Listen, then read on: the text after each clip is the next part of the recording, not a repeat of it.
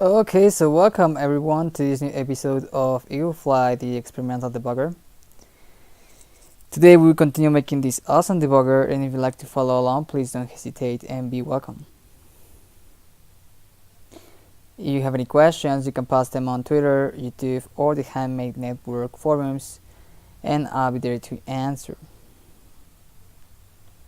With that said, I would like to start by opening the project.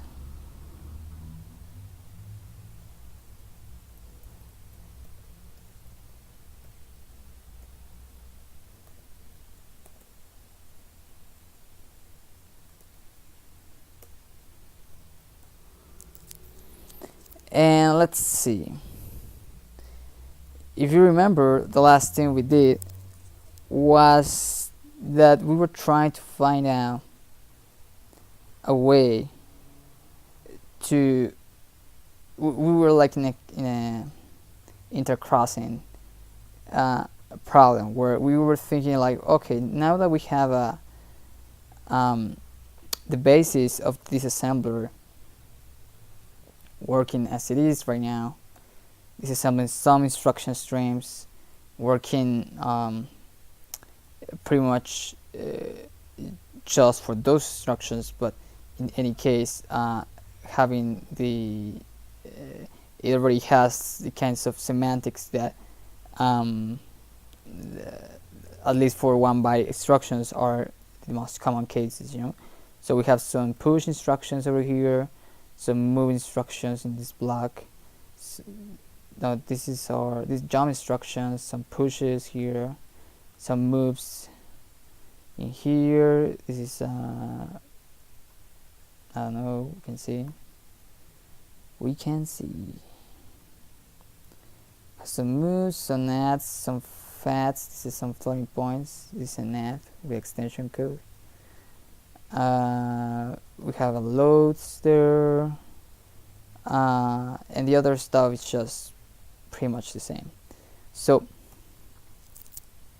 we have that, and I mean that works. We know that works because if we run this on the debugger or if we run it here, we can go and say, I don't know, cd test build, build, and I can call win32 assassin.exe, and boom, we got our stream and we got our format, we got instructions, bytes, and address for that instruction, which is nice. So we already found the format, which was something that on the last streams we did. So now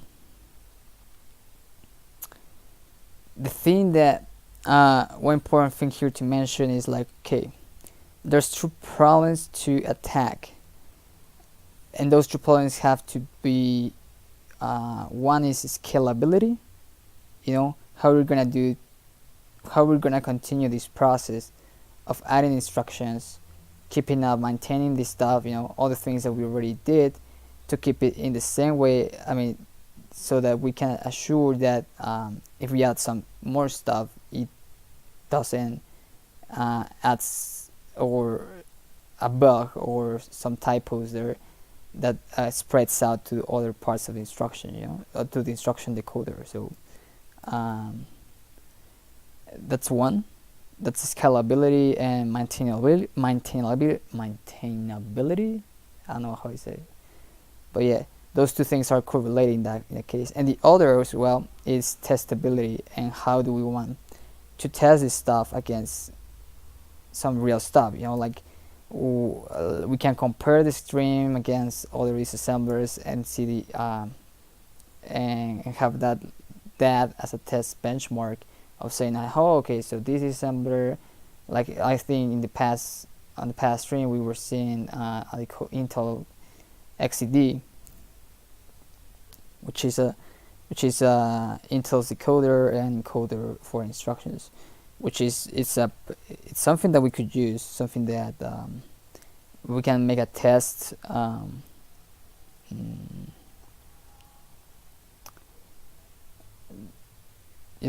a test matcher there where we can just start seeing the output and make comparisons from the code.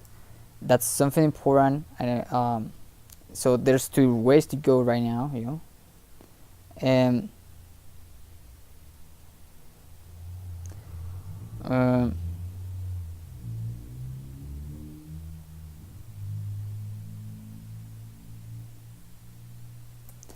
and one thing that I want to make sure, and also, well, what and this goes with scalability, because I was just like, this is also important to mention, is that right now we don't have a file format specification for what we want from the the file format specification that we have. Let me see to make sure this in. Where is it? It should be on initialize.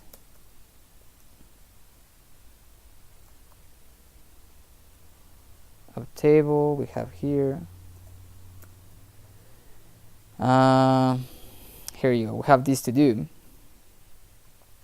which is define an opcode file format, and something for sure that we want to make sure, and this is something like I came around with the idea. I was reading Mr. Alistair Wright specification, or in the ARM processor specification, that it's a machine readable specification for ARMv8A and ARMv8M processors, which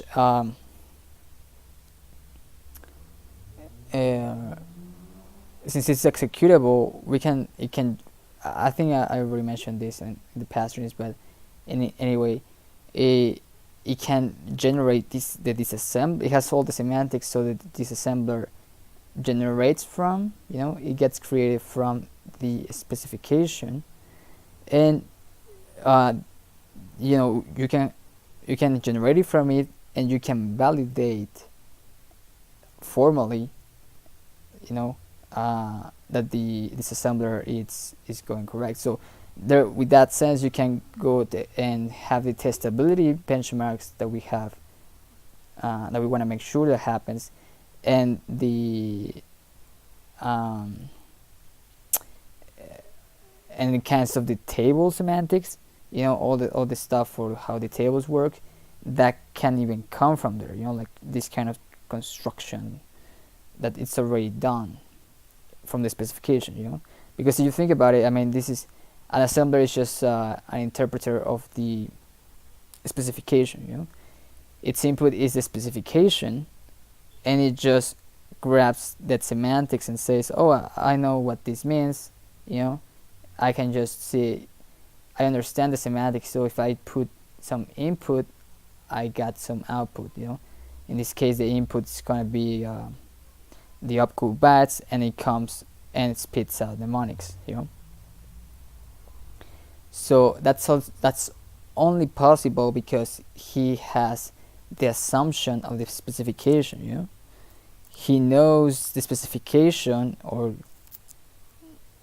I mean, he's the specification, and that's why he can do that.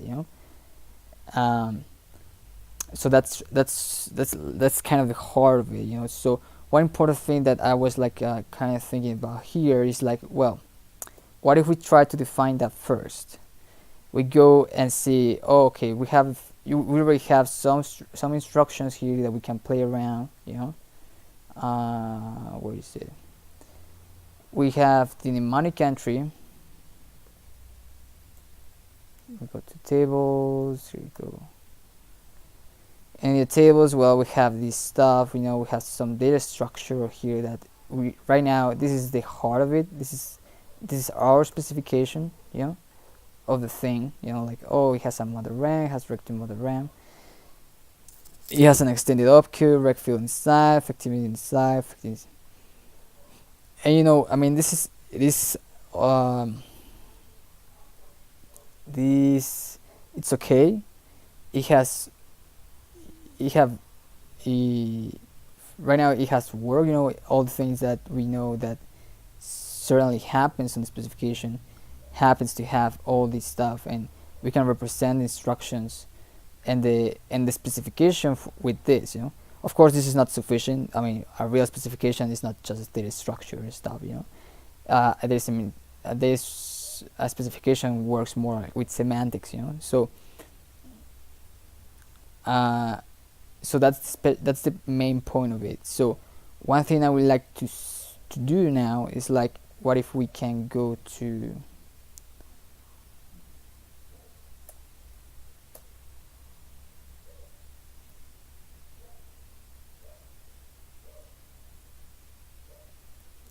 oh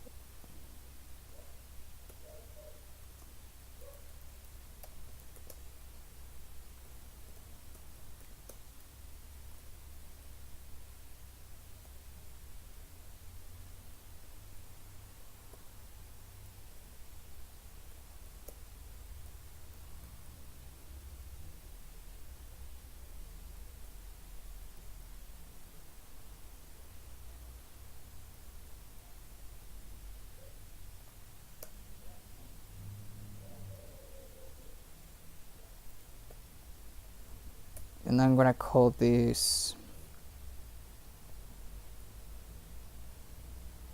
x86 64 spec dot spec.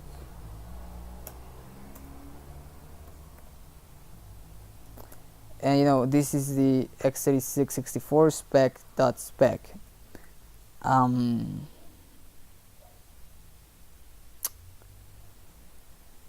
And we can go the same route, the same route as we've been doing here.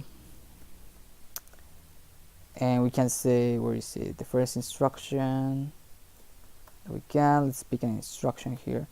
This is the way that we've been using it right now. This is the thing that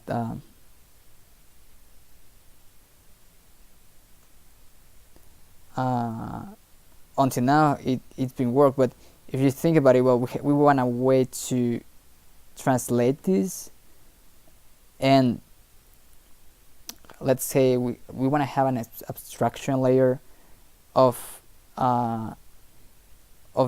information that the EagleFly opcodes. Let's say the opcode bus. Let's say we can call it the opcode tables in this case. It's gonna give. So we can start thinking about that and say that we can go and pick an instruction. I don't know. We can say I don't know, this one, the first instruction, as we did before. Oh my god.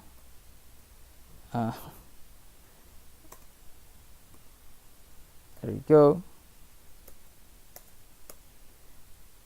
And we can say that this is an add instruction, I believe.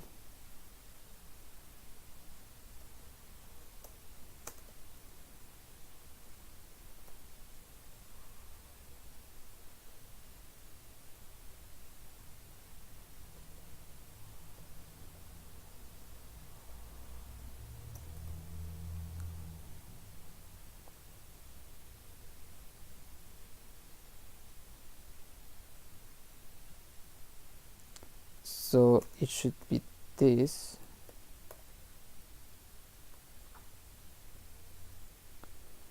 And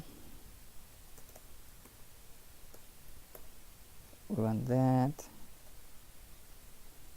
And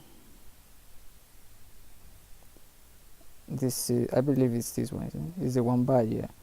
It's the first add. We have another add part, yeah. This is the O1, and we have this fat, and that's it. Okay, so we can work with this. This is the data information that we have right now that lets us spit out the semantics of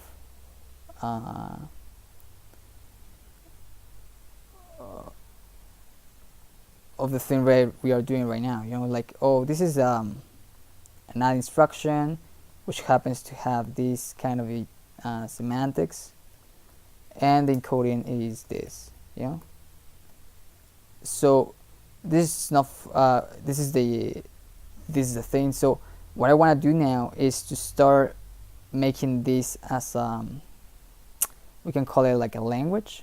You know, we want to make a language that understands this stuff. You know, we want to make a language that I can refer to and start and have a parser read it. You know, as a normal parser. You know, it's a text parser. It can be that reads this language and it doesn't interpret, but it understands what it is, gets the meaningful data from it back, and we can just make a match. You know, that's all we want to do. So one thing that we can do with that is just, let's go back to the specification. That in this case it has to go right here, and I want to find that instruction back. I want to bring it back.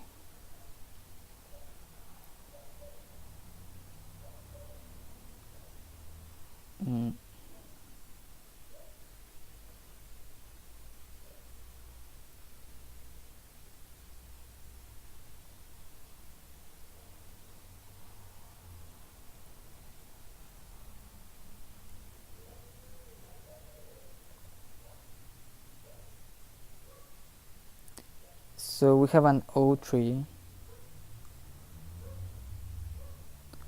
That means this one. This is the entry. It's an add GVV. And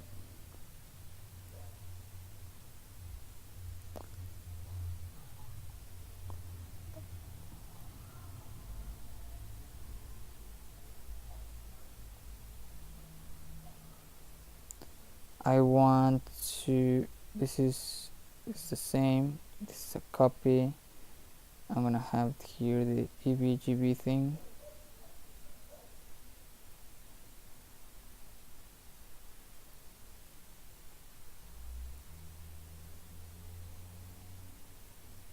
Now there's something like, let me see if I can find it.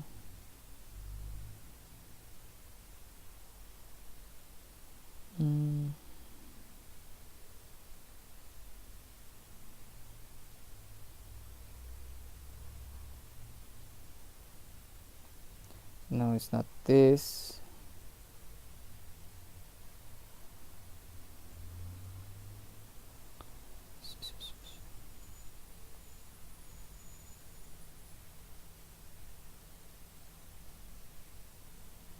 Well, I can find Sampire. Here we go.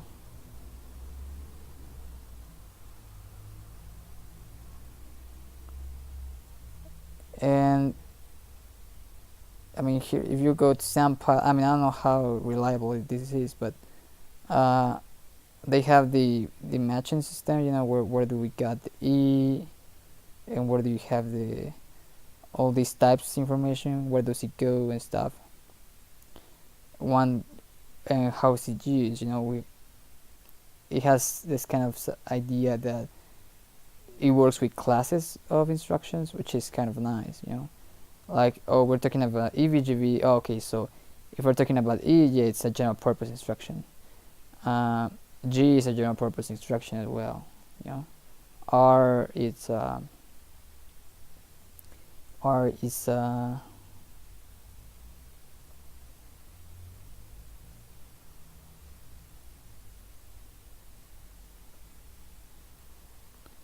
there and field the modern by may refer only to a general register. Okay, where is it here? I want to put this in here. So that's what R means. And then we have, this is BX, we haven't gotten there yet, but this is an MVX, and VREX is like the other side, you know, on the left hand side. We just care about the modern right now. So we can just do it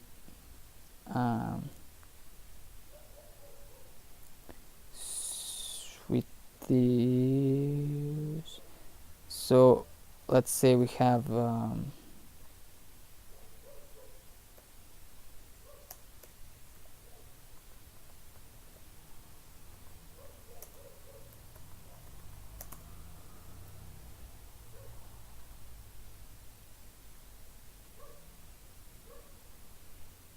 I'm gonna have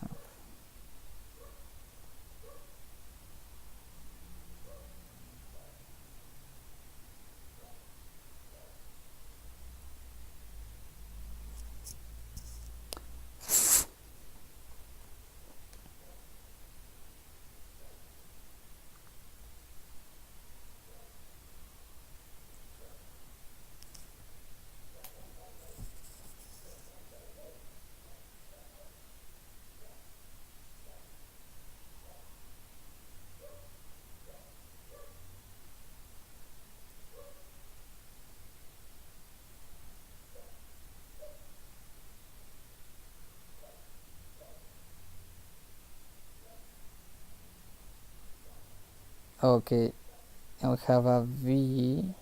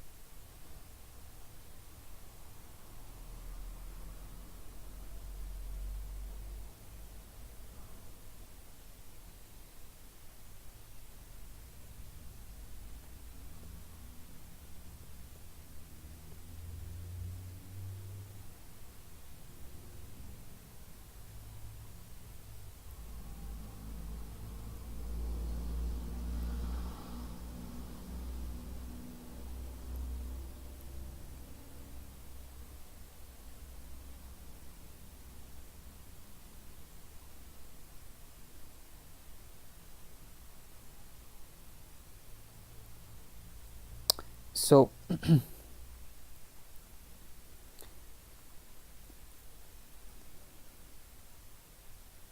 we have this kind of thing, and I'm gonna say that I have op 0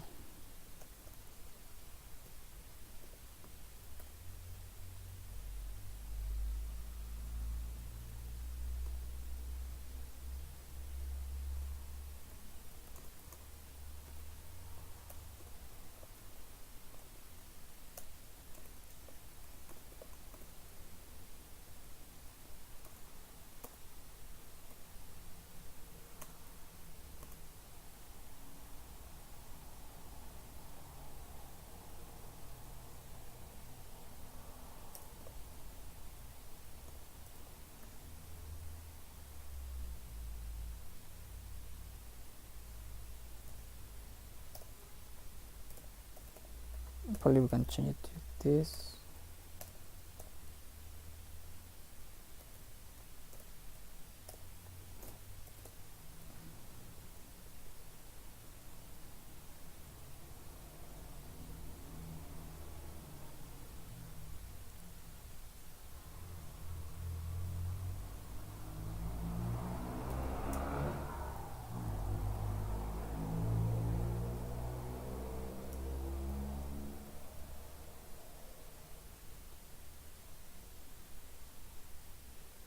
Now let me see the first instruction.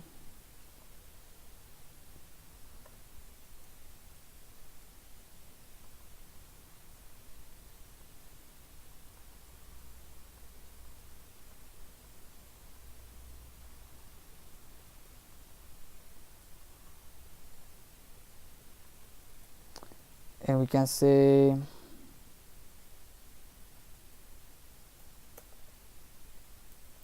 I'm just gonna write here.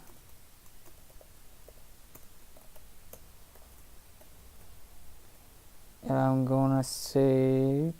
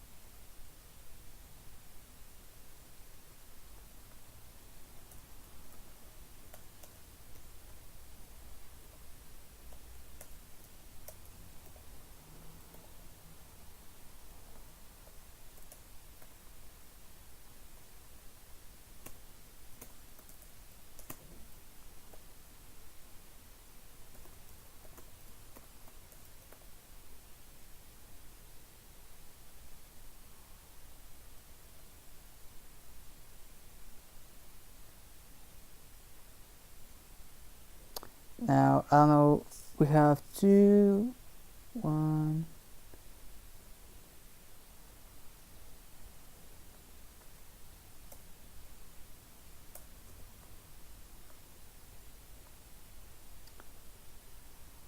Yeah.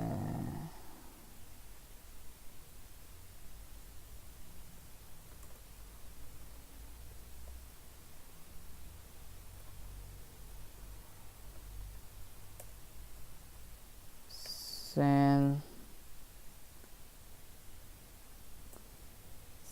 Send.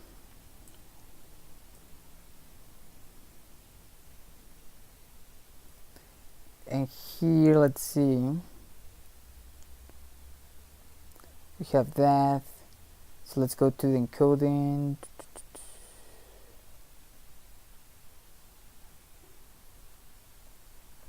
Here we go.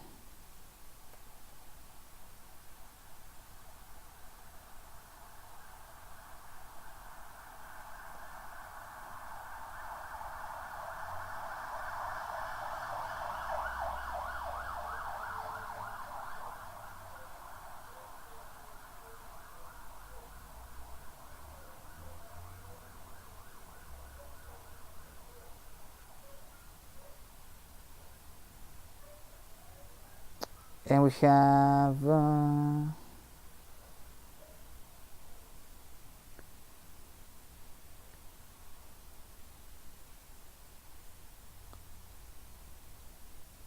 it's a memrec, isn't it? So it's from memory to the register, and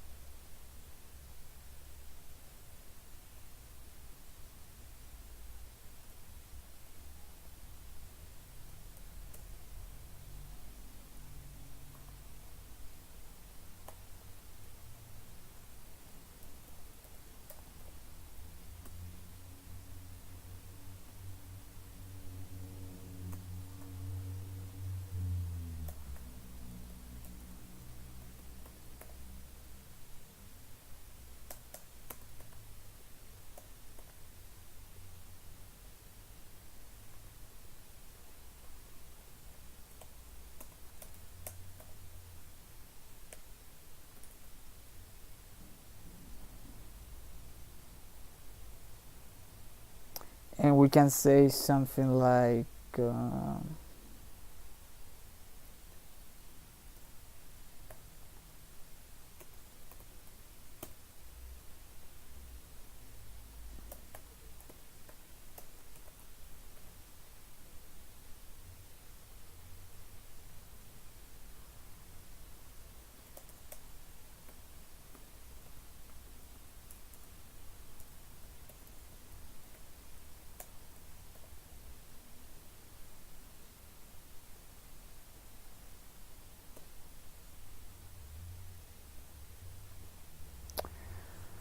how can we say, well, the displacement goes in the in the mother RAM, isn't it? I mean, that's encoded on the tables, so I mean it can go further, and then it's not just that, if you make sense.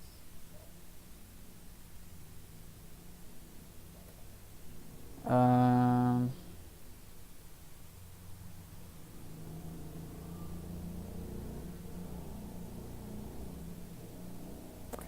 I mean, until here you have something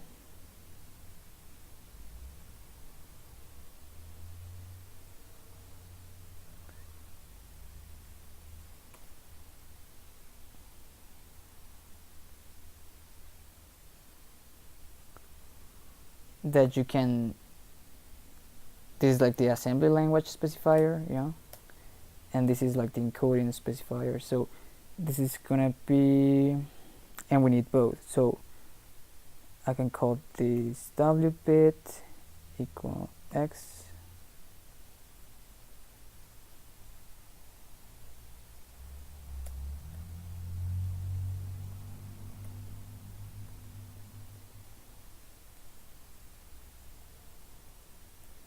and this I'm gonna call it init. No,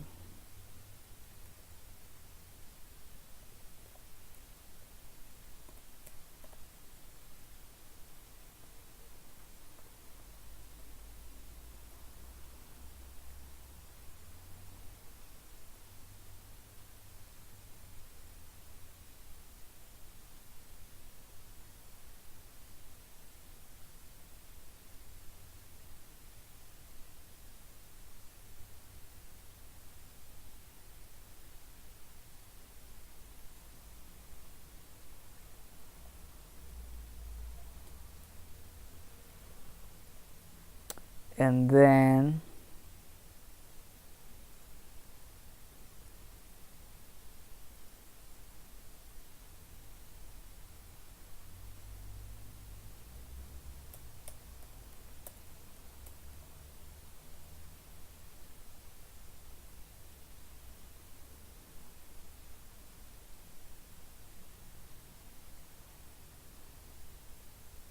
that can be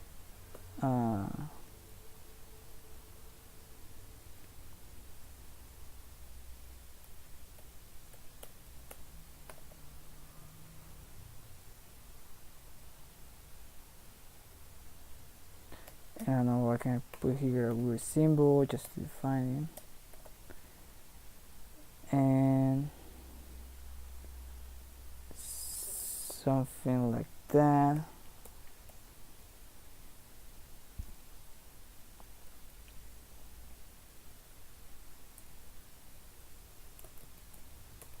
And we wanna start defining this stuff, you know, like what does this means.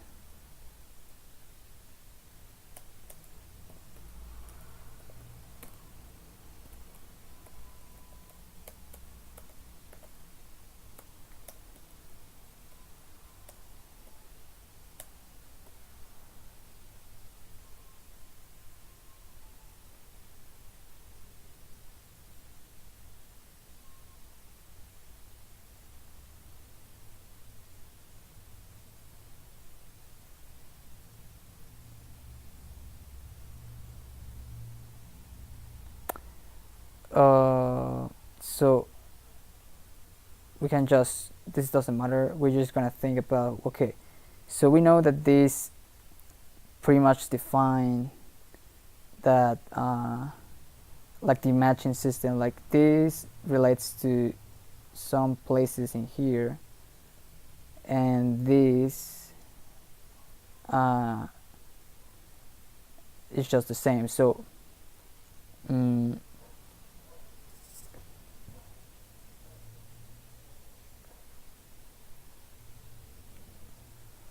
we can just say first, like this is I want to write here like that, mother and by.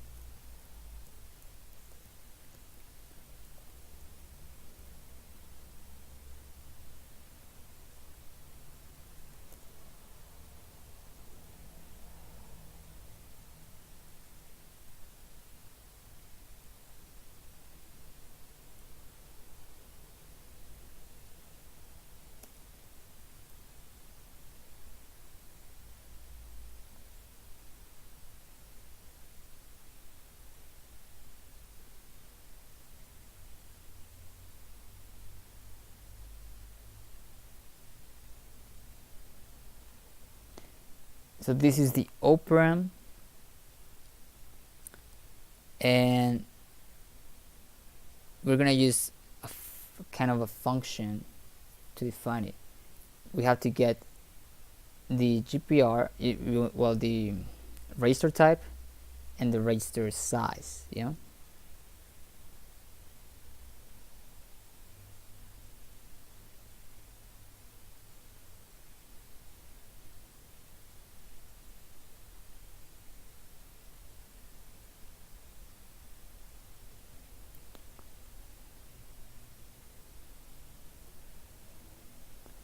So get our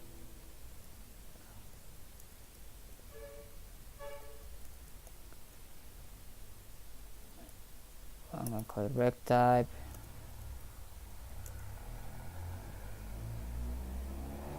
and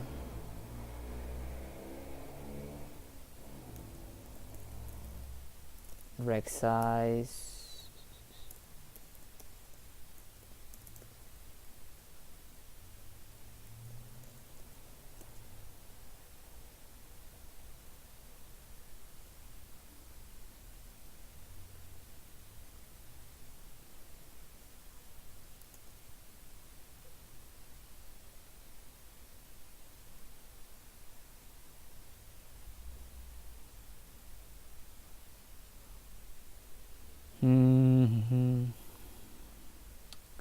and this is the same, isn't it? Rectile, rectus. I don't know. I mean, this is not.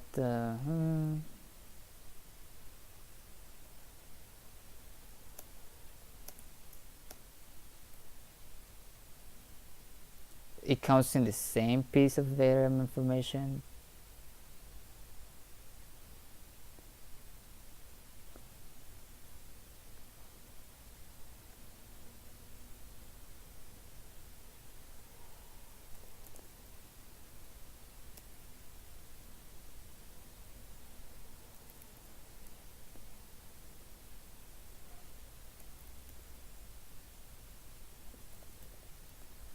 So I can just call it like that.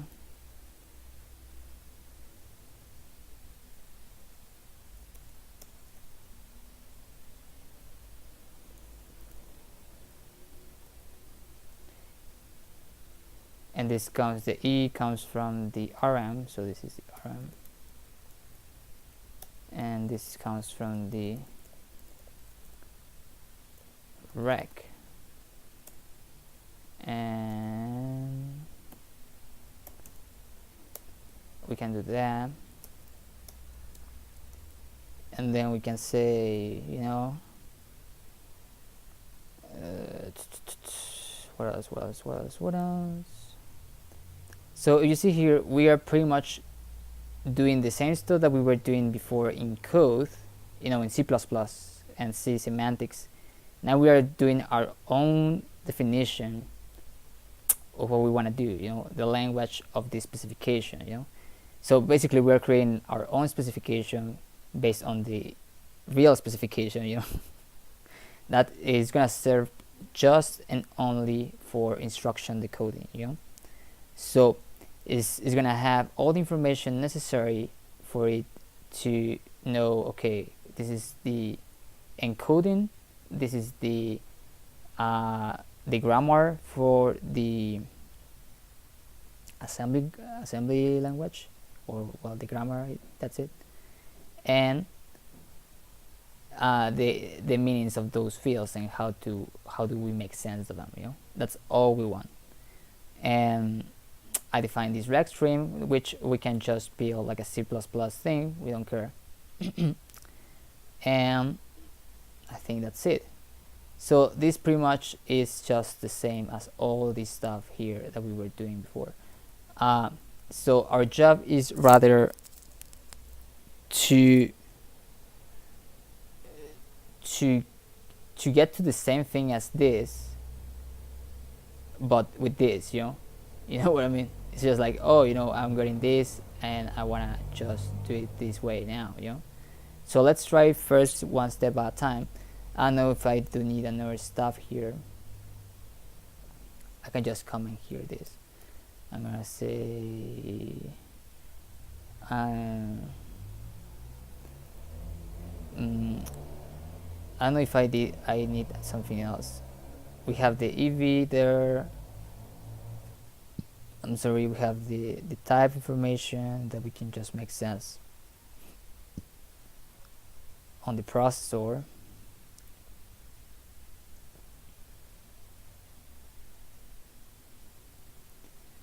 And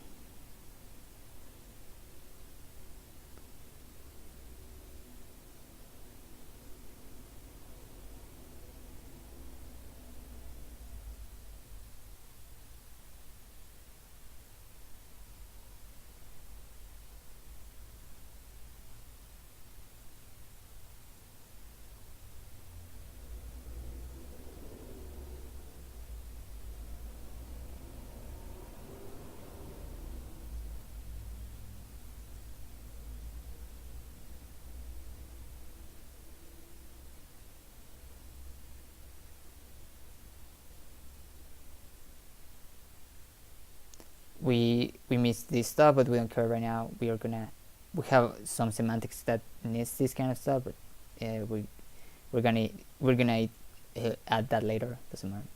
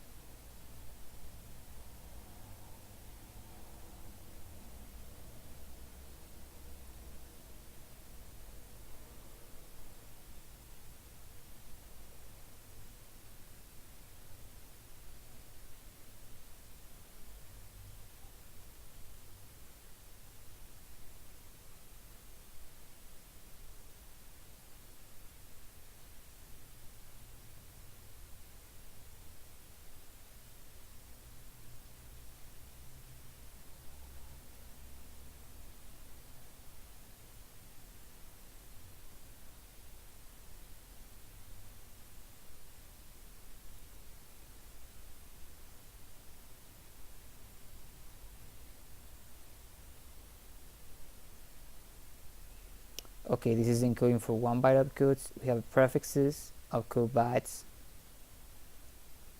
as we do right now,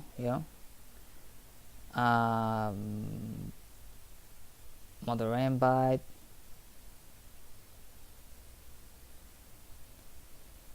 and this is 16 bytes. That's kind of crazy. Displacement and immediate.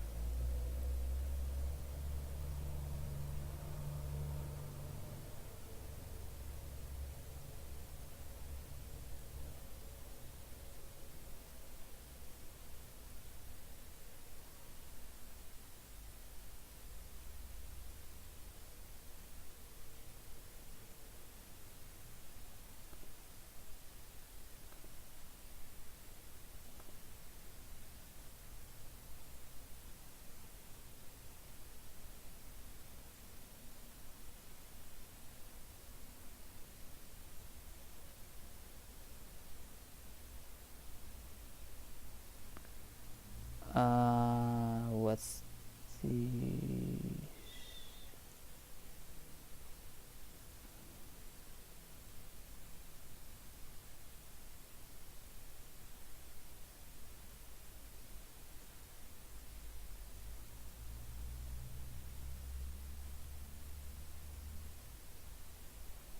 transfer modifier?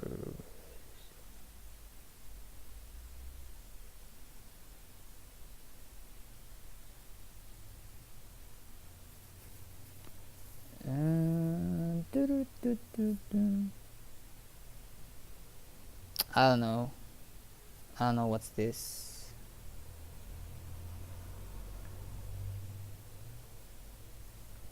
And these are other tables. Align D, VX, BPMA, BCBTPS, 2PT.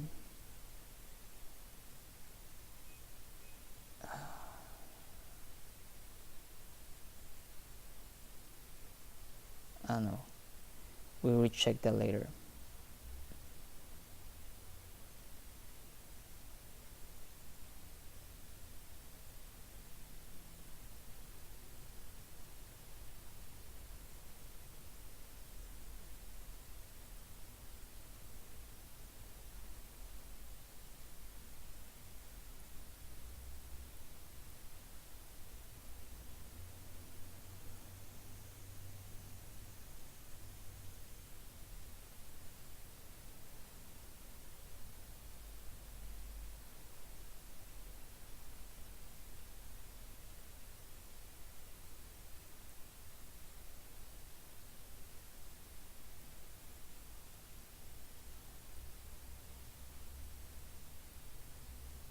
And these are the prefixes: Sakra Black 6667.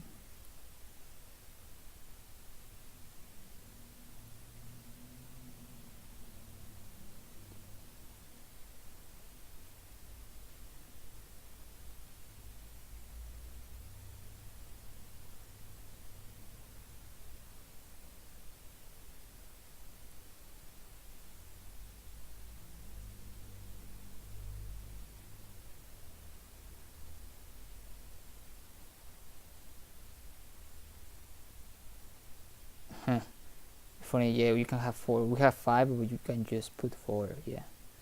And this is for 3 byte encodings, which we don't care right now, but just follow the same idea. 3A, 3A, and here it has the 7A and 7B, which is another way. The x86 is not for Intel, but for AMD, I believe. Mother RAM byte, 16-bit, 32-bit, SIB byte goes next. D1, D2, D. Well, whatever, it doesn't matter. I was just like, what? So if we do that, I mean, it's just a simple thing that we spit it out there, and we can just say that that's it, and I can say, how can I say it? I already add those stuff, and then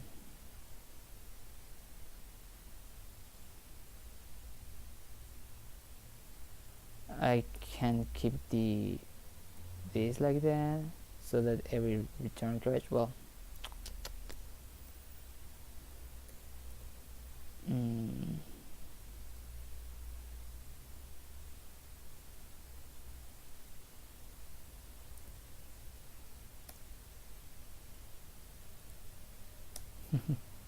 I don't know what symbol to use, doesn't matter.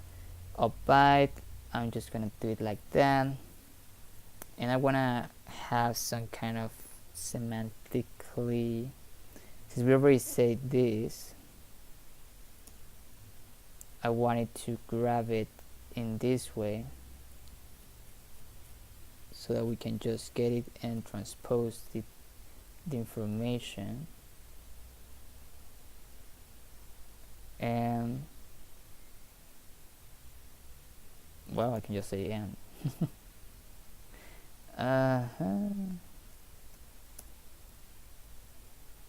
Or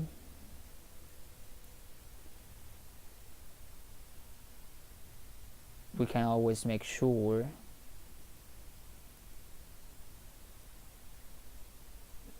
that, I mean, this is always going to be the same quantity of elements, so we can just iterate through them. So this bracketing thing just defining how many times we're going to iterate through the next thing. So I can just say, hey, end of that or something, then start bracketing. Well, it's not the most fascinating stuff, but whatever. So I'm gonna go and say,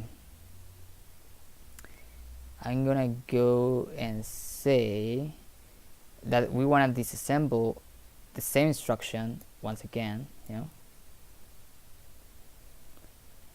and I don't know where to put it.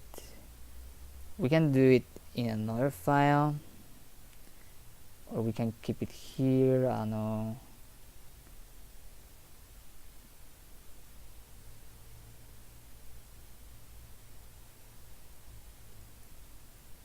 We can think about that. Like that. Let's compile.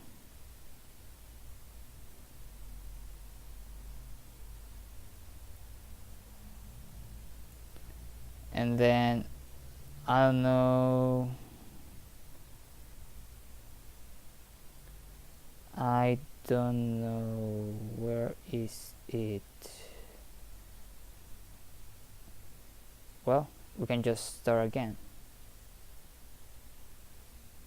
We're gonna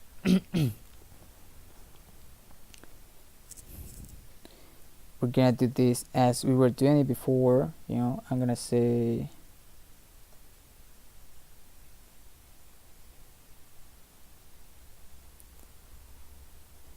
then I'm gonna pass the same instruction stream as before, but now with this definition, yeah. So let's try that. So I'm gonna say here, you know, I'm not gonna initialize the tables at all.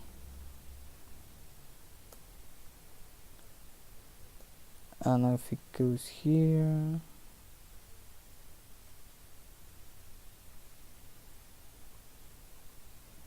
Okay, we have a p parser initialization. That's why we have that. Okay. So we can here say, you know, I can put it on here.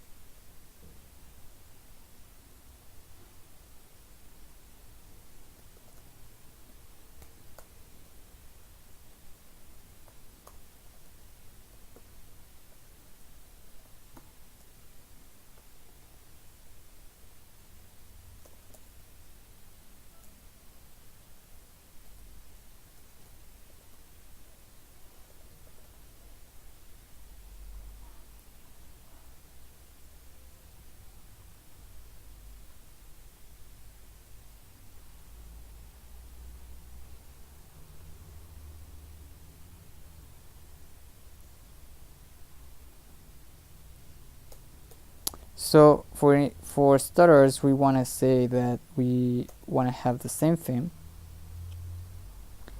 as before, and we have cbyte as before. Everything is the same. Now I wanna say that I just want to have instruction stream stuff, so that here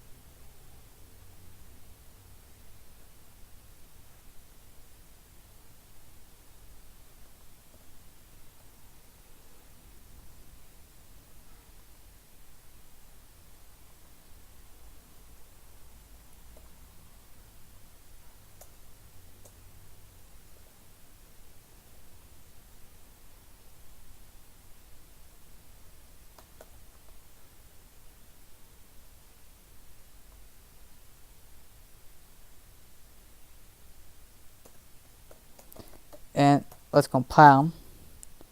We should compile because we haven't defined this. So there you go. So if we compile it and run it,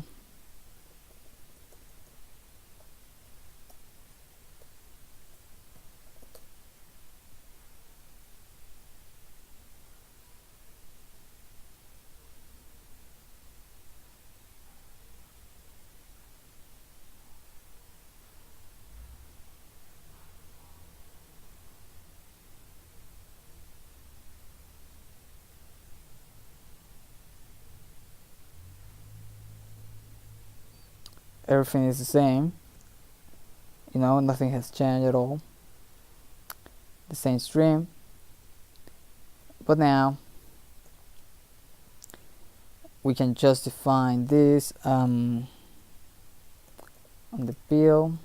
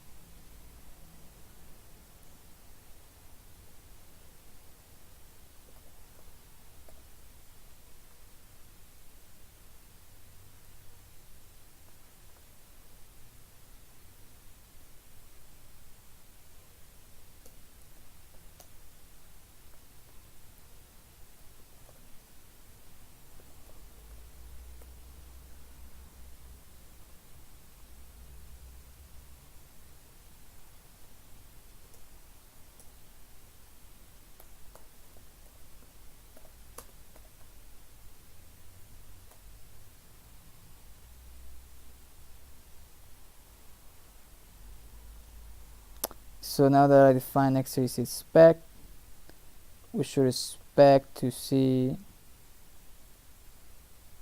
nothing because we didn't initialize the tables. That's correct. That's good. And So yeah, so what we want to do is to initialize the tables, of course, and say, in fact, let's make sure that that's the reason with this.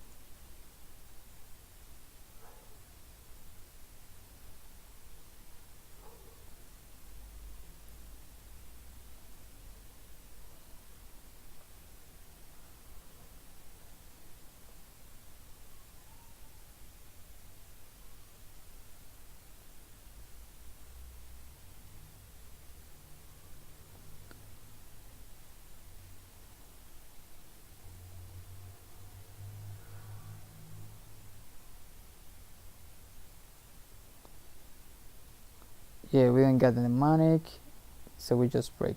Okay, perfect, perfect, perfect. So now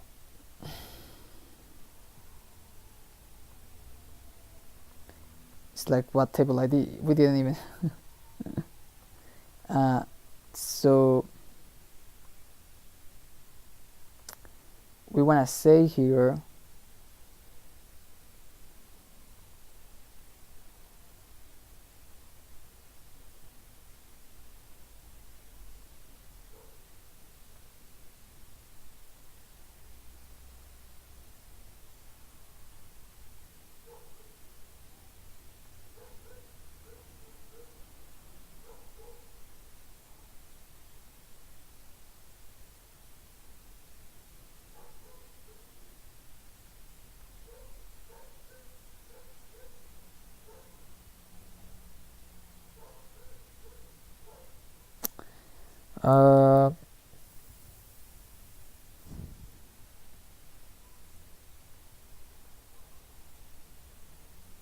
you know what, I'm gonna do this a little bit more cautiously just to make sure.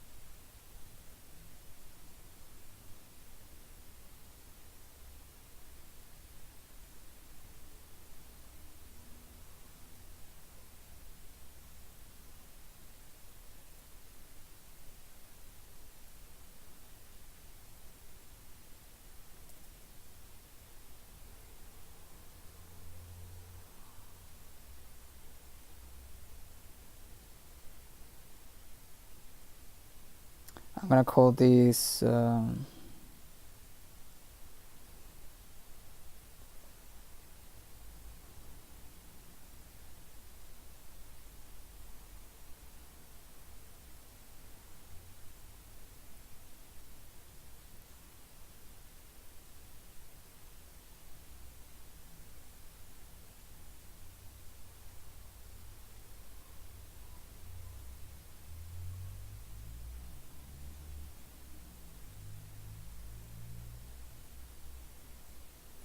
I don't know, tests. This has some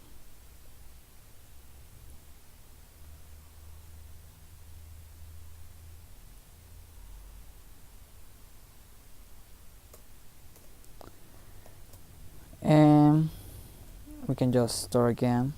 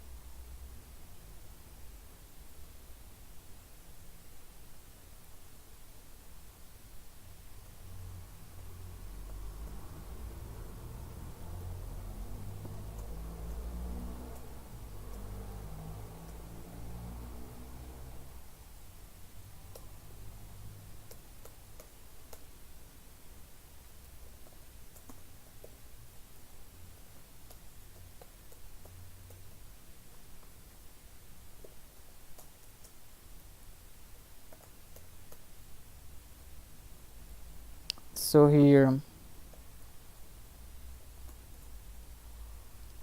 probably want to have the same stuff as here, and the reason is just because I want to keep it this way for at least from the time on when we develop this stuff, and once we just feel confident about it, we can just merge it, you know. I just feel like it, you know, so we can just have a context, but you know, it's just the same. So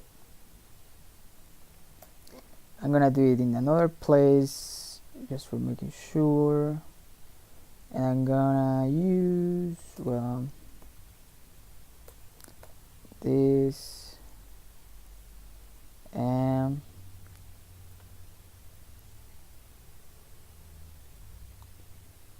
well, I don't know if I need this, and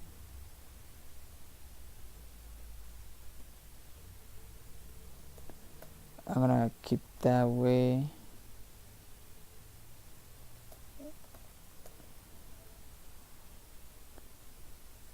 And I don't care about that. I don't care about, well, I do care about this one, yeah.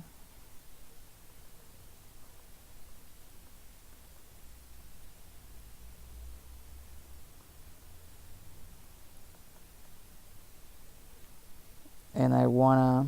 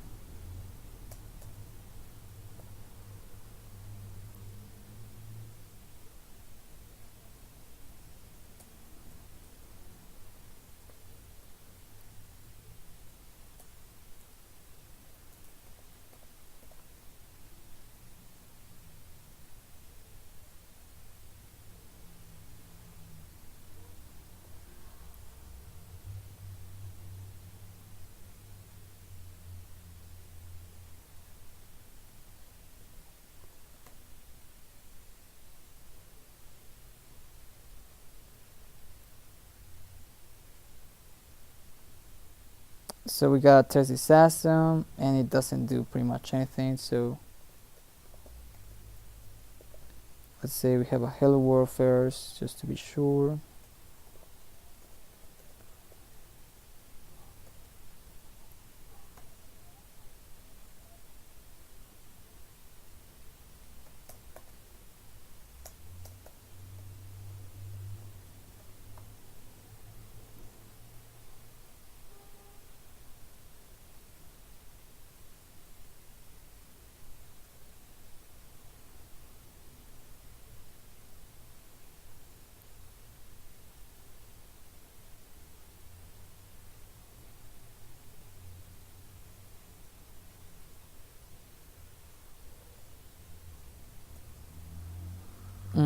So I have to say,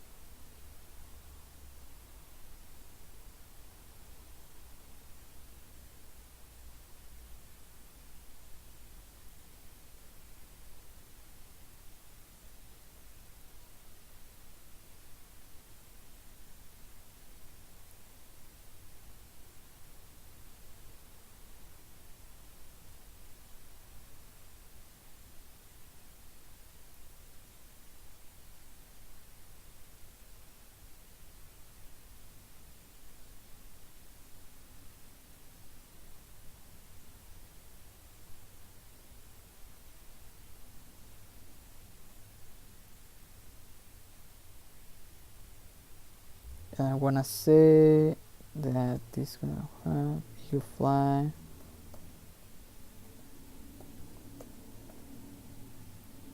And that's it.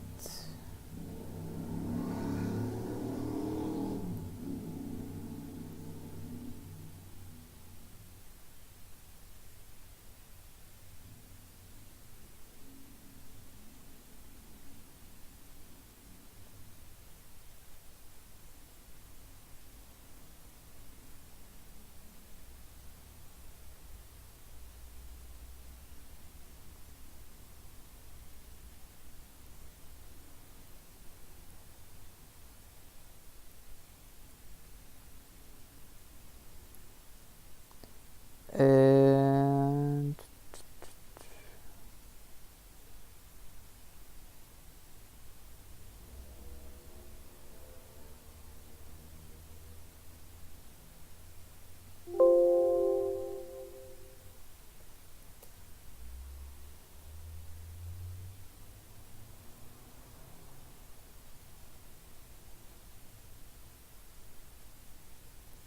oh, we have a what's going on here?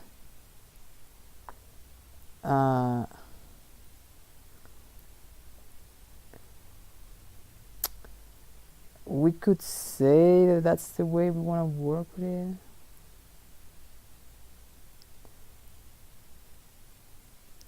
Well, I didn't know we had this, so we can just use that.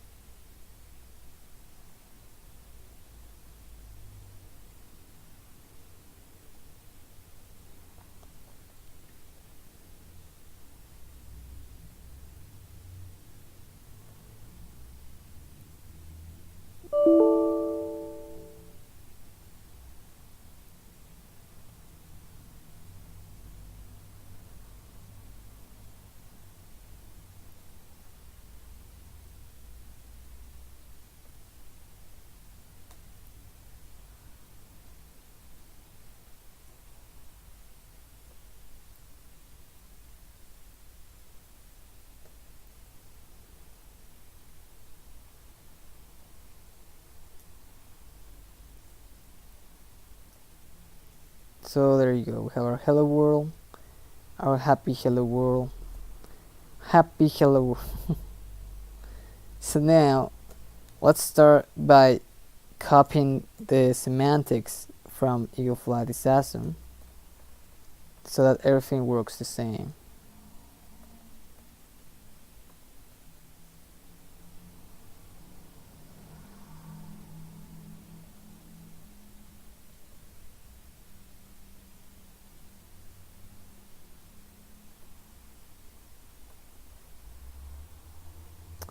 So we can copy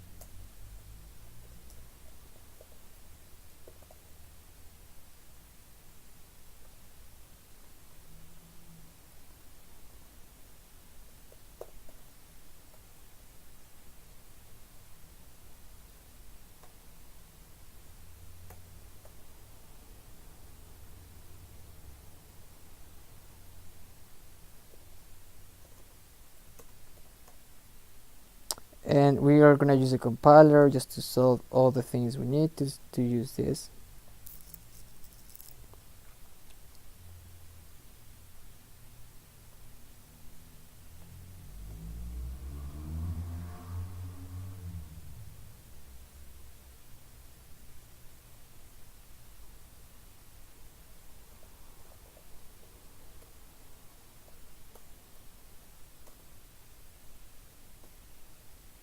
So we're gonna pass it like that.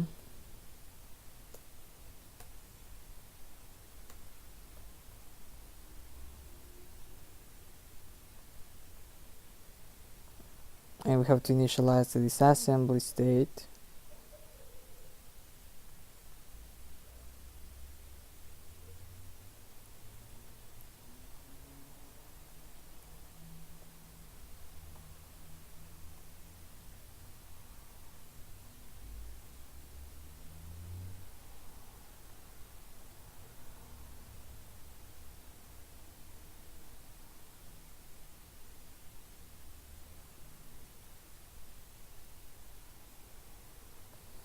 Which by itself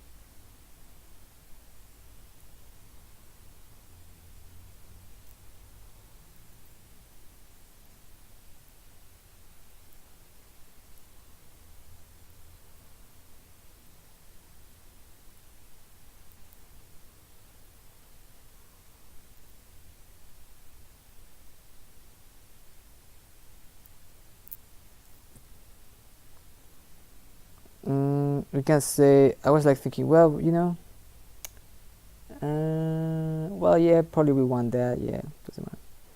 As a prefix, we do need this mandatory prefix.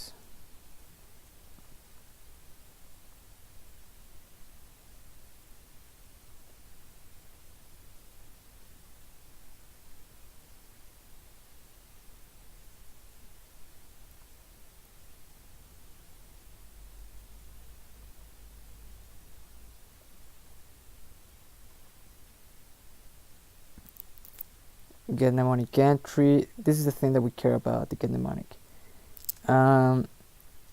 So let me first clean up all this.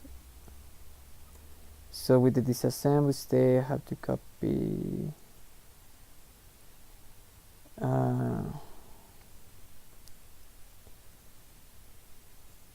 this.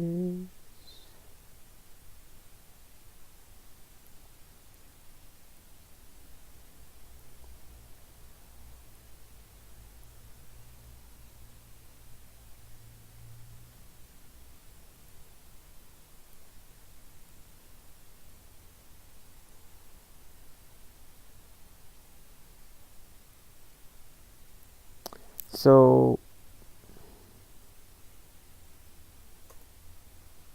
I want to copy this.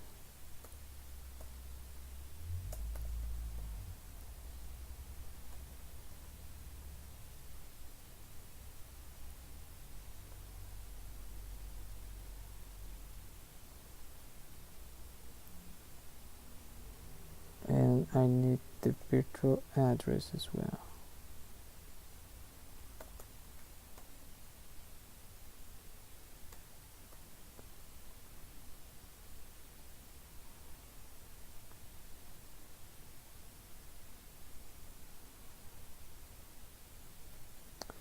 And basically I can pretty much make a copy. We don't need the initialize thing, so we're just gonna step up that. I don't need that.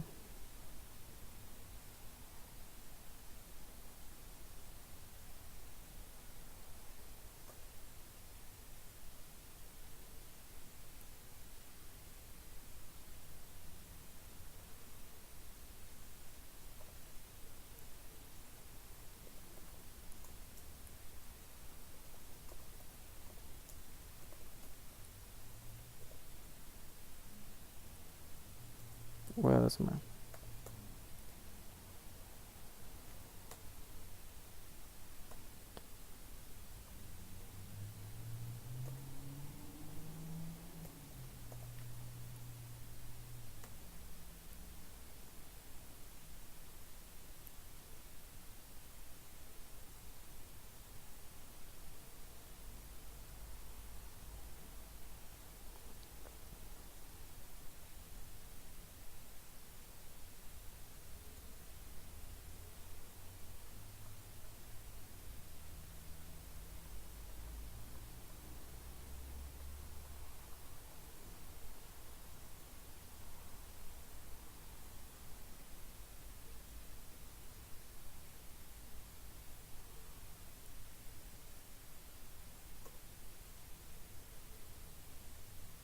So I can copy all this stuff,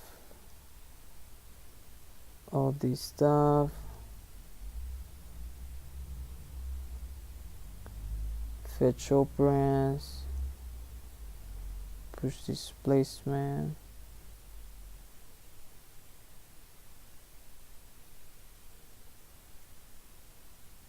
push register name, make up selection, and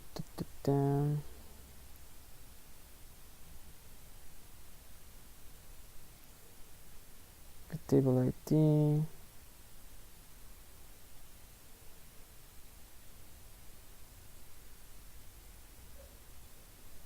Well, I can copy all. I'm just gonna have a reset.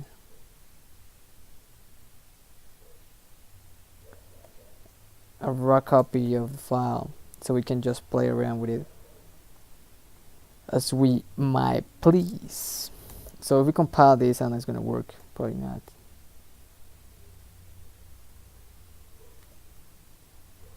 So let's see. Function EagleFly decoder context.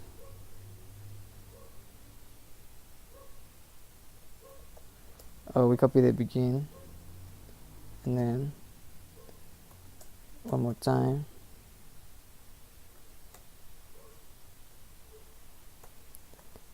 And current byte.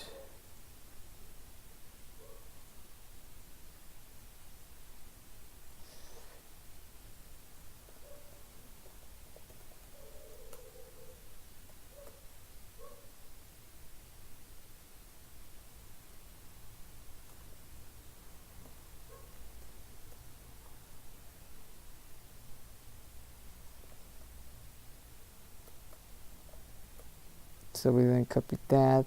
We need that as well.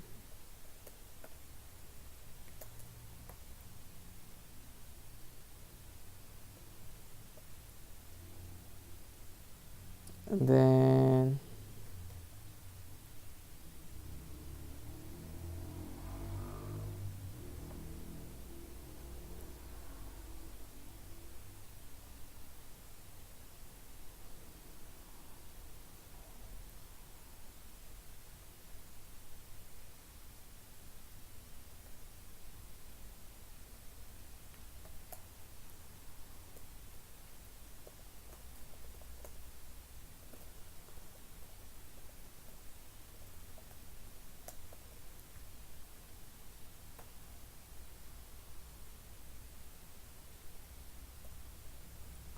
so there you go.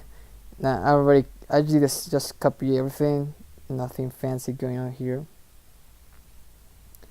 If we run this, well, it didn't happen anything at all.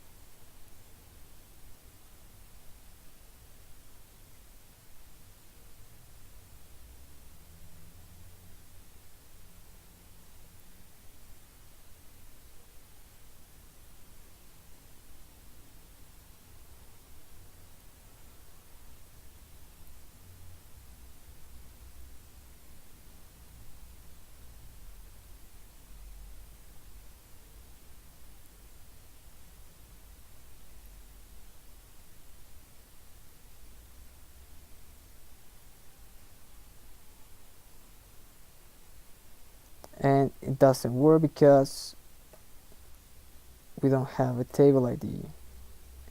There should be 1 byte, and since we don't have the tables, well, we don't have the tables. So that's what we want to do now. So yeah, so that's nice. Now we copy everything. Now we can just play around with it. So the first thing I like to do is to say, well, the first part, the part of the prefixes and stuff, we can keep the same. We don't care too much about that. That's okay. I want to go to get mnemonic entry, and right here we were using this this piece of code here to fetch and see which was the one that we got. Now since we have it on a file system, now we want to load it. So what I want to say here is, like it's saying here, tables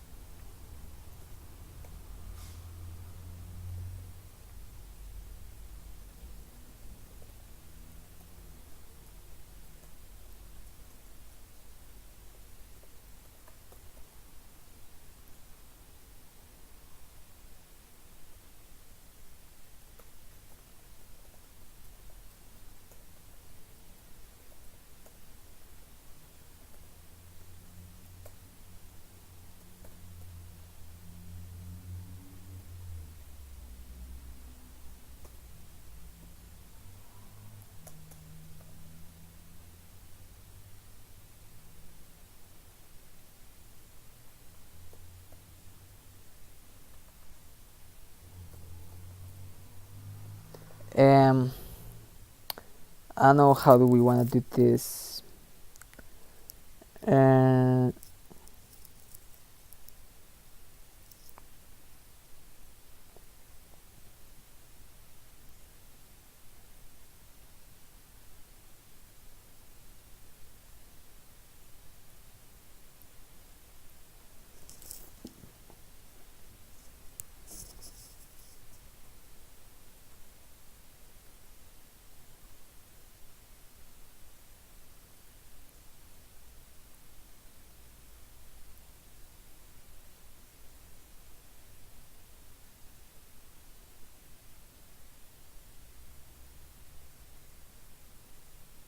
We can probably say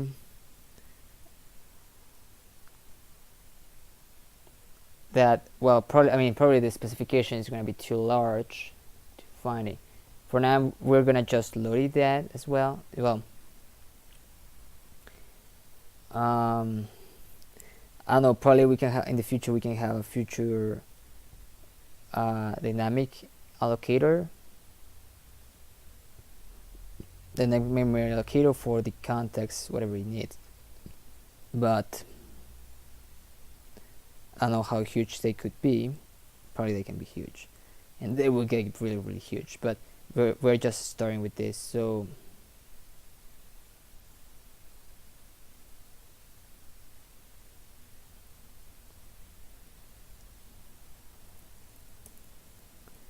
I'm just gonna say this.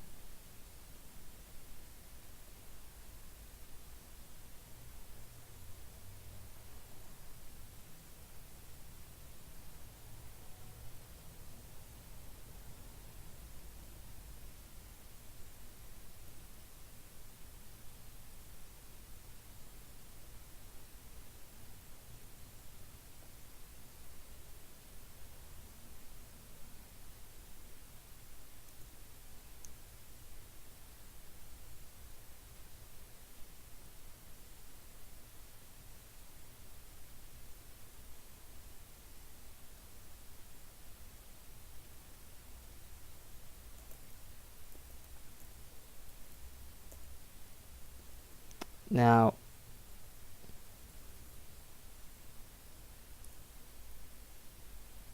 you can have something like this.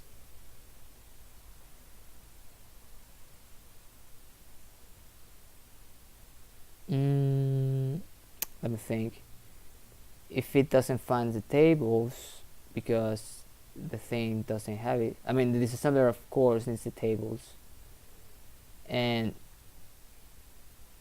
without it, it's just not gonna work, you know. So if it happens, and since they are independent, probably we wanna just end the program, you know.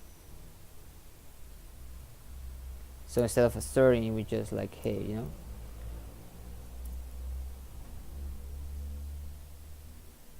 you know,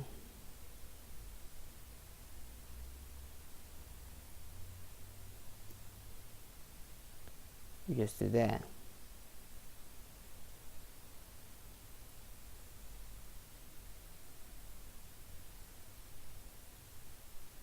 And then in that way, we just like, hey, you know, everything keeps the same. I know we don't have that, but we're just gonna be specify that, you know. We can have it here, and I can put it. Oh, we have tables prison. Is that was the intent? Yeah. Okay.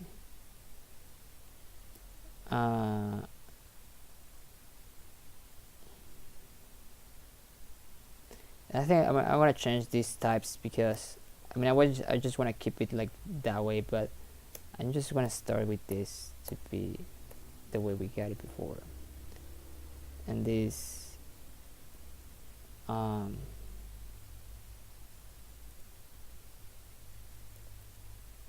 this can be, well, this I'm gonna leave it like that, doesn't matter. But the others was just like, hey, give me all these uint 8s and replace them. I want to get there. How was it? Uint A.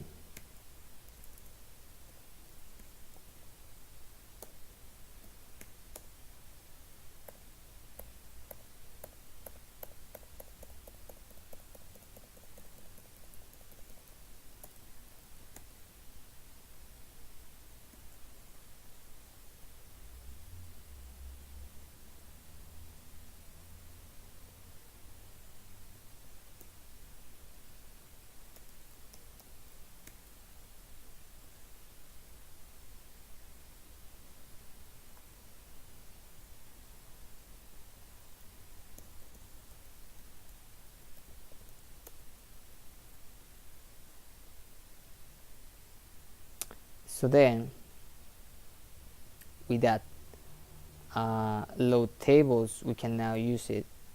And well, let me compile again. Right here we just define it,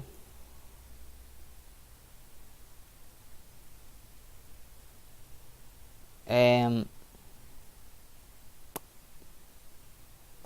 I know, I mean, since this is a utility, it has to load it, and if not, it fails. That's what it is.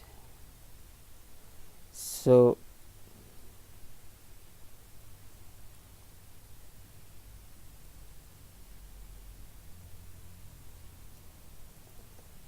we can just say that, doesn't matter. And I can just implement, we can just start to implement this stuff.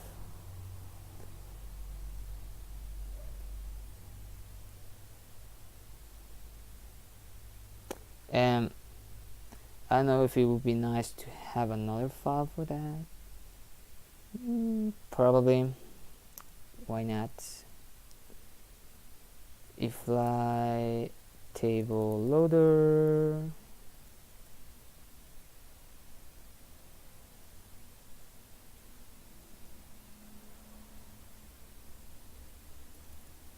I know we put EagleFly in EagleFly table load up tables.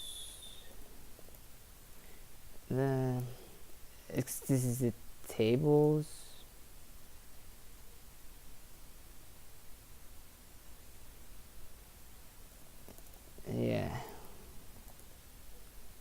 table parser, table loader, CPP. There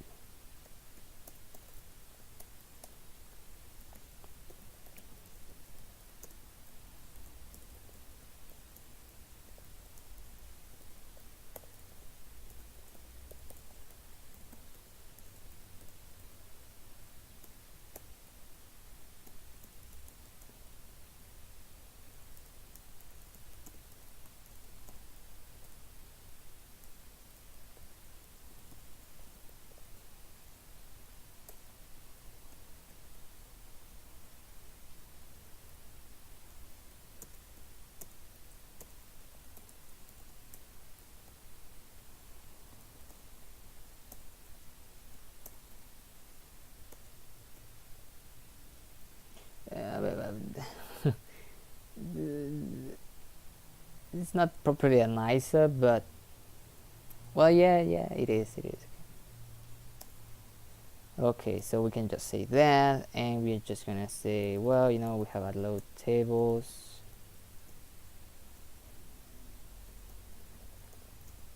and I don't have any preference for this. We probably wanna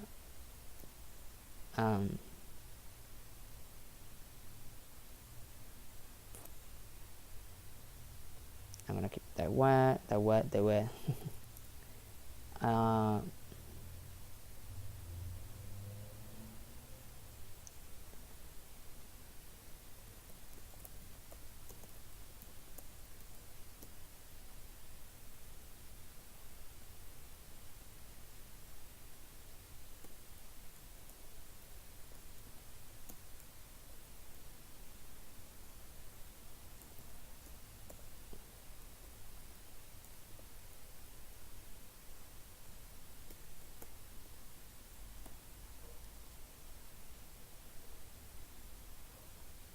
There you go. And the load tables is gonna be something like you know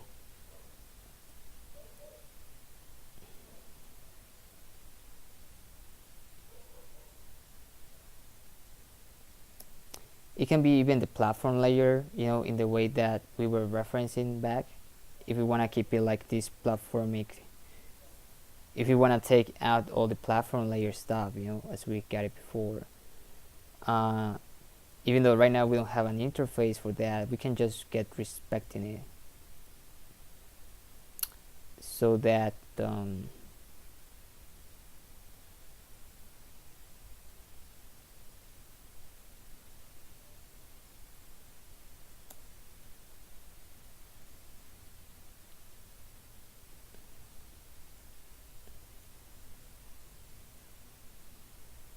gonna put here to do platform this go on the platform layer.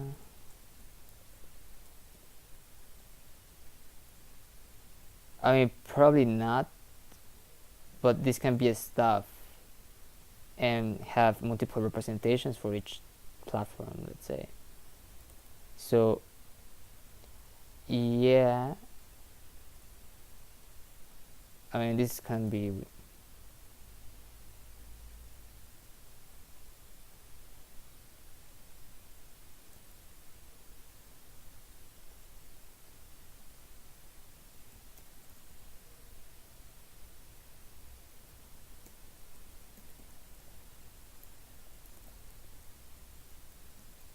I mean, in the future we want to have something like that, like the Emperor.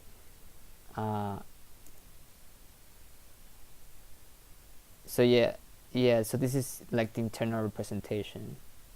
Yeah, like that way. Yeah.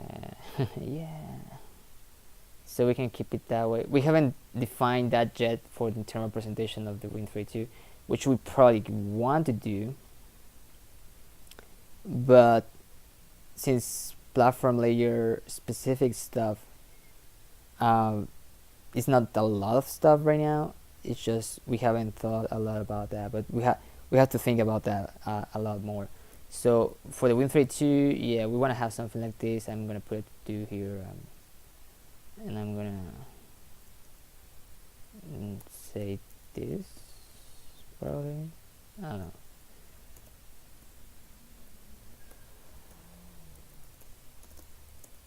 There we go. So we compile, everything's fine, funny, nothing crazy. And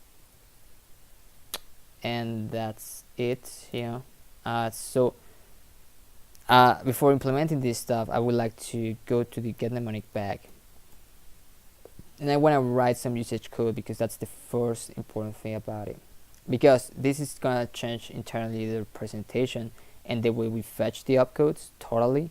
So that's why I copy everything, because I was like thinking, well, this kind of we can test this. I mean, this is like that's why I put it like a test. It's a test that I want to see how easy we can disassemble something using the specification, using that syntax. How does that change, and normally you don't do it that way, because I was like thinking, well, I mean, you go from the thing that you got before, like, where is it? I didn't put here the initializer, but when you load the thing, you happen to have, I mean, the most trivial thing to do is just to load, where is it? In the Win32 platform, the entries as a binary form or whatever, I don't know. And in that way, the disassembler already knows that the thing that you're doing is just trying to understand. I think the problem, and this is important because I think I forgot to mention, but yeah, I mean, we can go pretty easily and define it the way we have it with these mnemonic entries, which is a really compressed format of saying, like, oh, these are the things that happen, these are the things that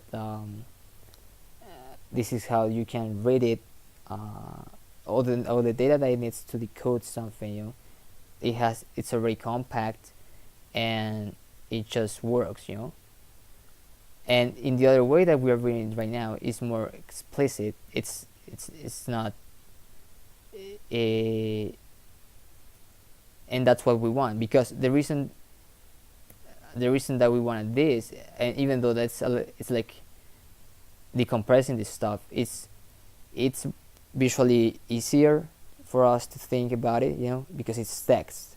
So that's why I wanted to do that kind of stuff.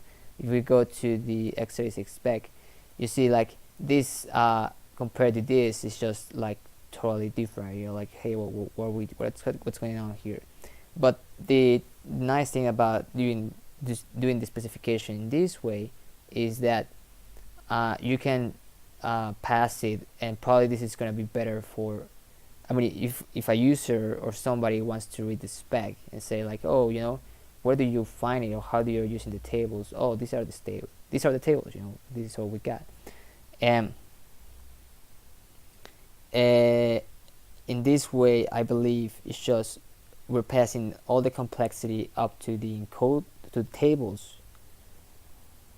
Well, I believe we're passing all the things to the tables, and we just have to have copies of all this stuff, all the instructions being done in the same way, so I don't know, I just want to give it a shot and see, like, what's going on. That's the reason why I keep this, because this is our compressed format. We don't want probably to erase that stuff, because that's good. The only thing is, like, okay, what happens if we use a parser way of doing it instead,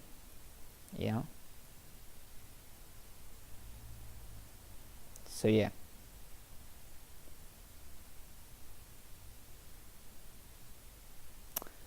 So I think that makes more clearance of why we want to do this way instead of the way we were doing, and also, I mean, something we need to mention, it's easier for us to reason this way, like, what's going on, like, okay, oh, this is an app which has these entries or whatever, these are the encodings if we want to think about them, or the fields, opcode fields, the assembler syntax, and the meanings of it and how to get all this stuff, you know. So yeah, I mean, one of the reasons is readability, you know, and if we want to keep sustaining this stuff, we want to make sure that we understand it, you know, because if we just keep adding flags like this format, first I want to see the uncompressed way like this, you know, and then we can later on, if we want, like for, let's say, I don't know, we can have a compressor that pretty much parses these files and have like kind of this representation for um, uh, memory savings, you know, memory optimization, and this optimization, whatever. We can do that, but for the starters, I believe this is a better way to go, you know, like seeing the whole mnemonic, seeing how it works, working with each as it goes, and that's it.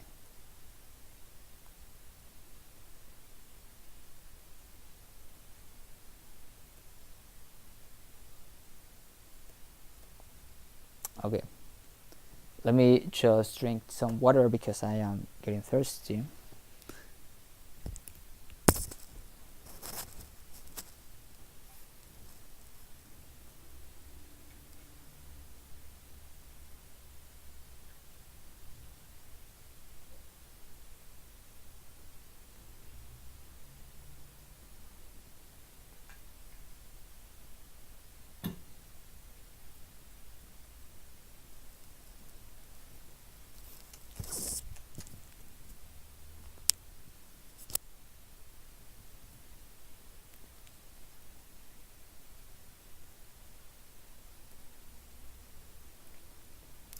So yeah, so with that case, I would like to say, like, hey, you know, we're gonna have this stuff's just gonna be gone, you know. I want to say uh, that the, well, we can assert that, you know, here we're gonna say um,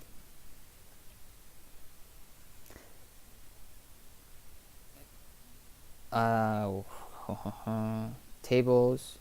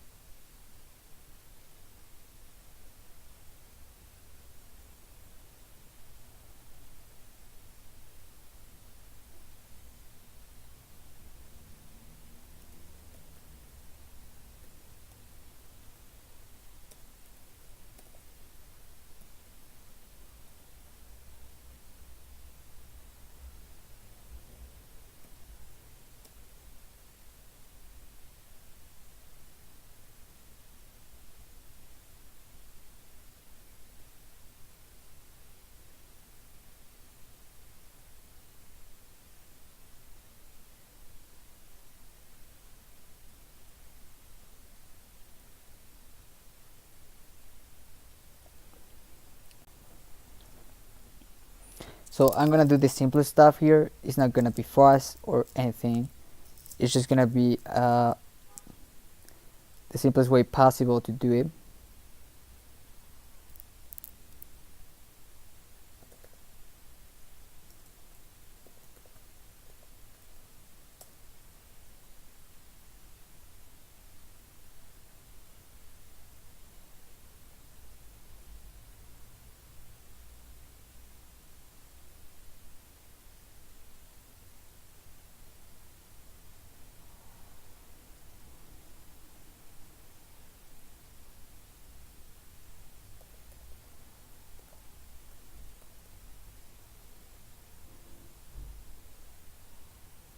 We can call this, I don't know,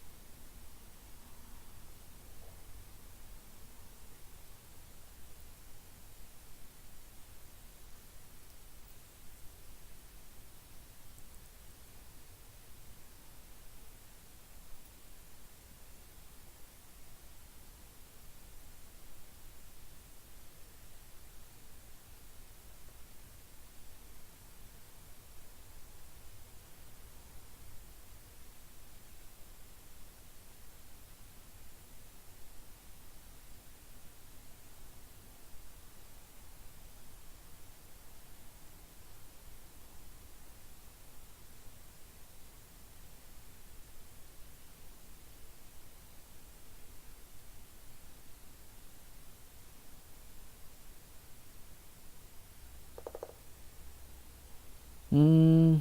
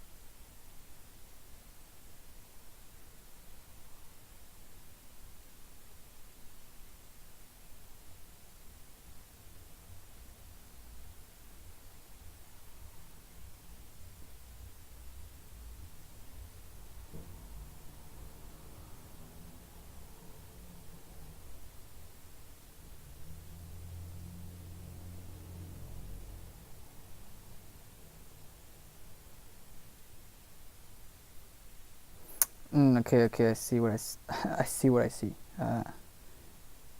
I'm gonna leave it like that, yeah. And in load tables, I wanna tokenize everything, you know. So let's say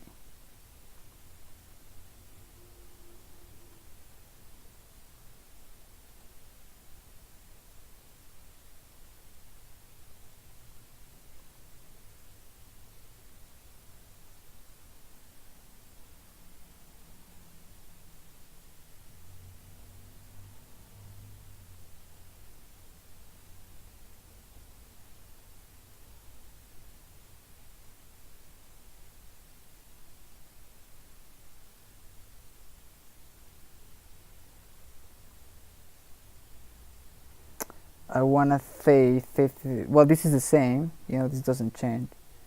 We have this system state, and we're comparing everything back. Now,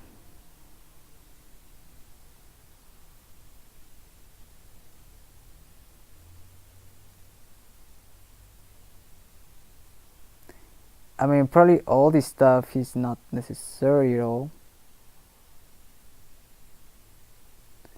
The only thing that's necessary is to match, to execute these instructions, because these instructions tell me, which raster I'm talking about, the data type and the data size. So for example, I want to say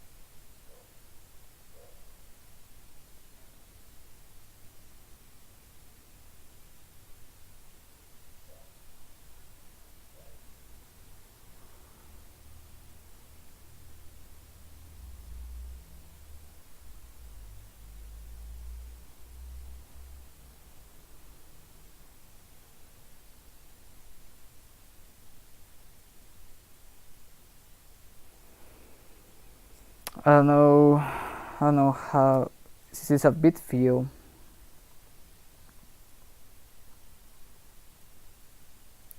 Most of the time it's 3 bytes and stuff. I don't know if you wanna extend it to more than 3 bytes. Probably not.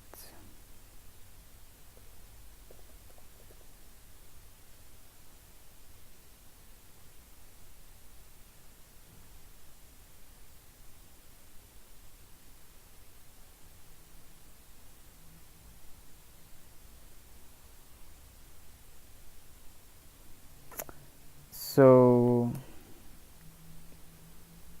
mm, mm, mm.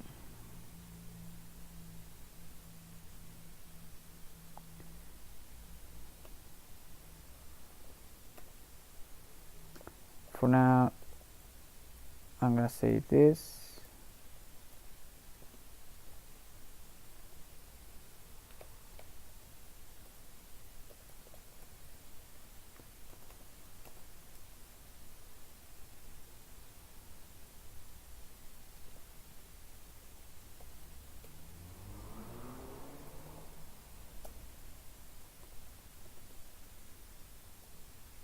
And here the important thing, this has to match like the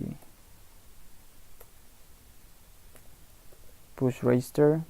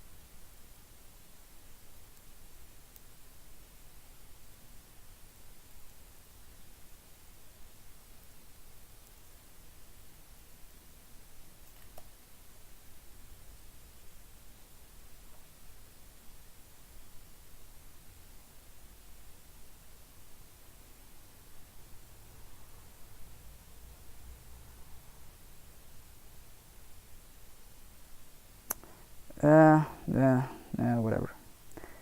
I was just, I wanted to make rid of the internal representation, but I think it's not necessary, because I mean the internal representation is useful. I mean that's how we develop all this stuff, so that the mnemonic appears all this way. You know, it's just fine. The we only want an extension of it. You know, I mean, it probably is not necessary to have the extension at all, but I was just like thinking, well, you know, uh, the extension serves as a, we can say uh, as a reader, you know, as a backup, saying like, hey, this is where you generate that kind of stuff, and I use these tables, this specification to generate the tables, which then I use it to disassemble the stuff, you know, which is that kind of stuff, you know.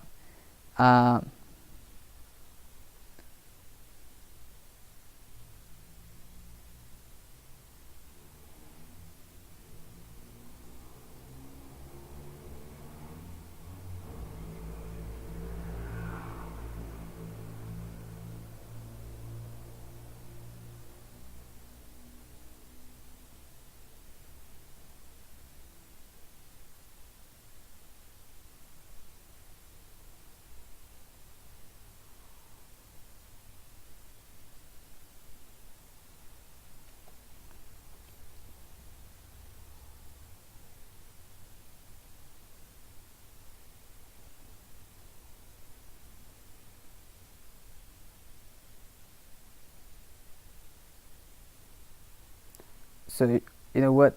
I'm gonna just I have an idea. I'm just gonna say the same stuff here. I'm gonna call this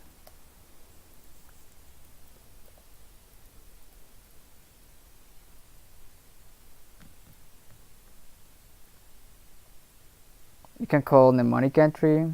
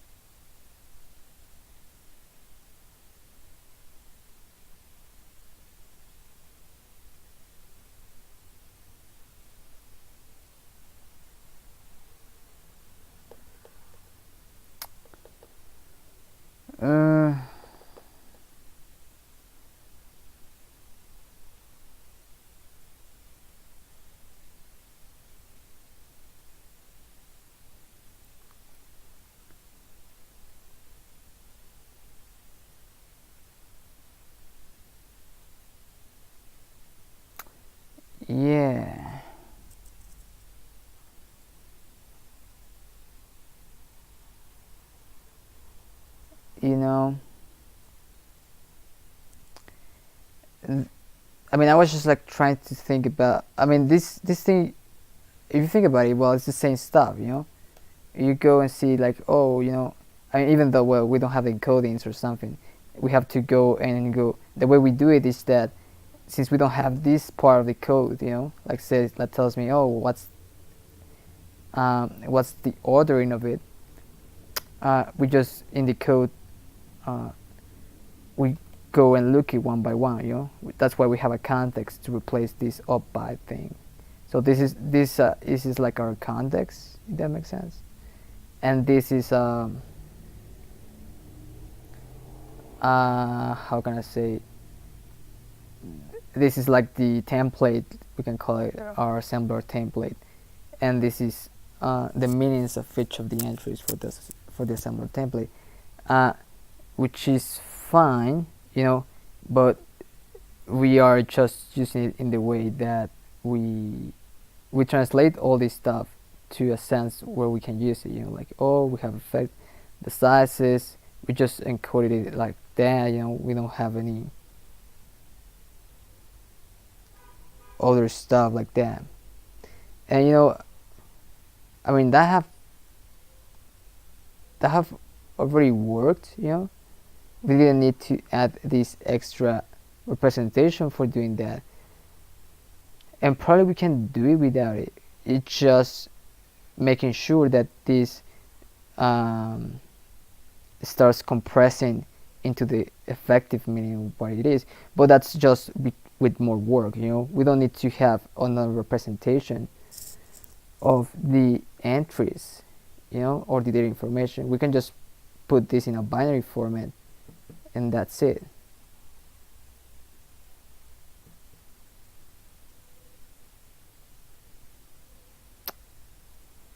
Because this will only add the extra hiccup to the extra dredge work to parse the bytes to compare these things. I mean, this is another way to go, you know.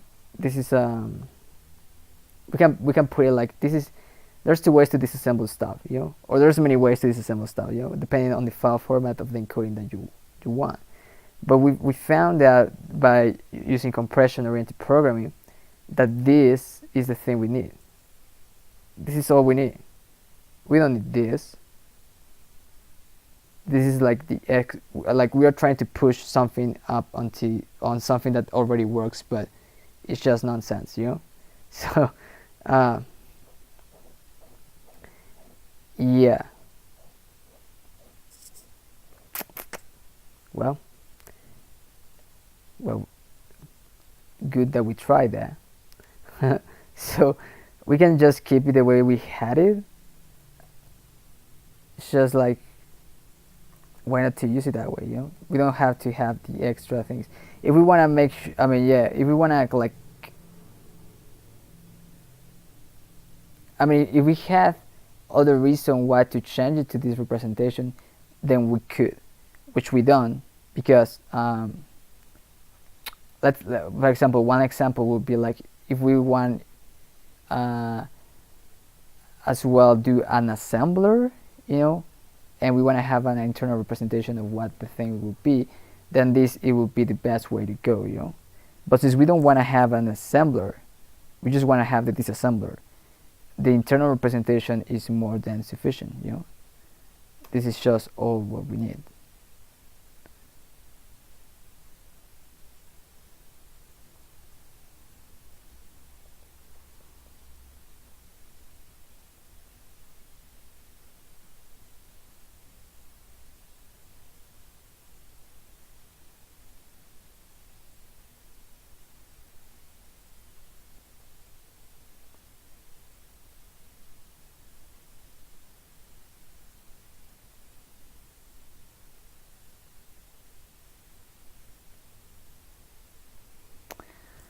So yeah. So well, that was some nice stuff. That was some nice stuff.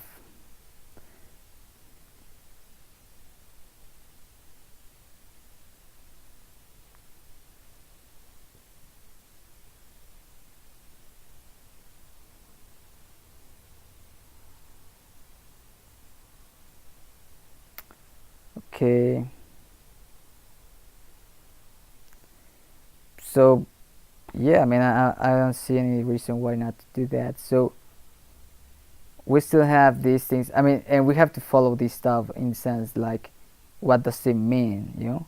What does it mean to have an EVGV or stuff, you know? Like, we can,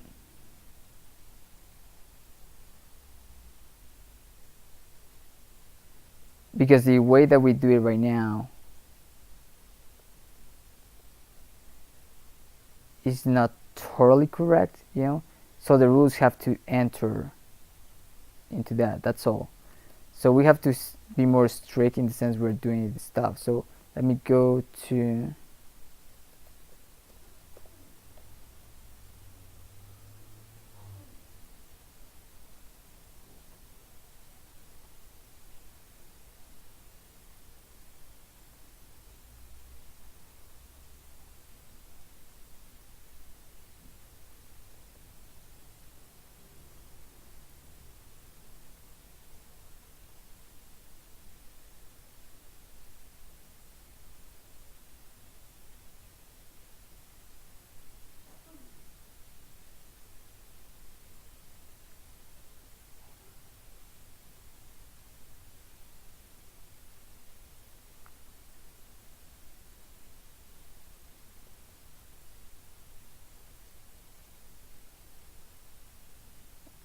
here,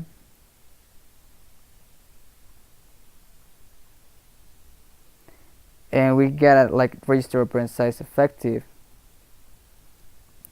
which is fine, but if we want to make even more sure, this is not effective, but it is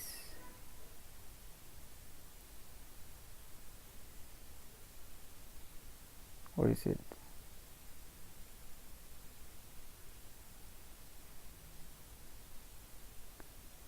Is we're gonna call it yeah, let's change that instead, you know, like the all the entries and keeping all that stuff. So I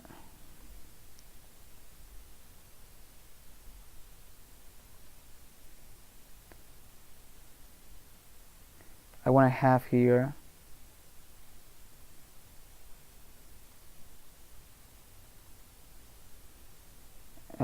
where is it, this,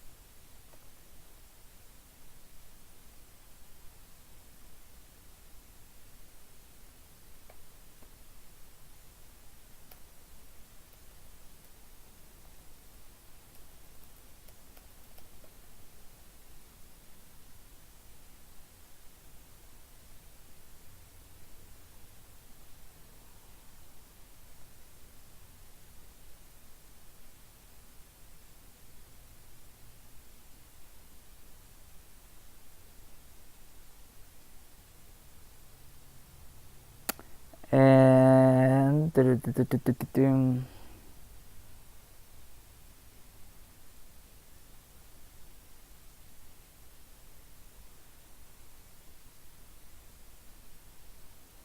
well, that's it. Well, I don't know if all of them are the same. We have to check each one by one, and I think that's nice. We can just keep it the same way. So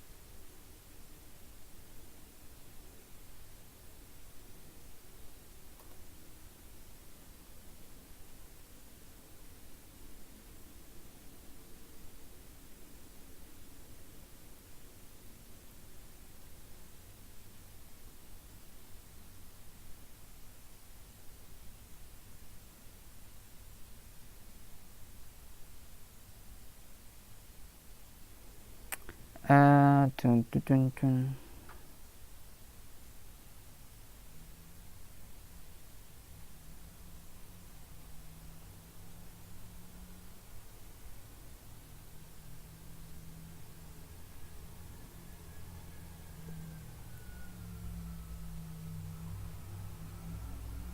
I'm gonna call this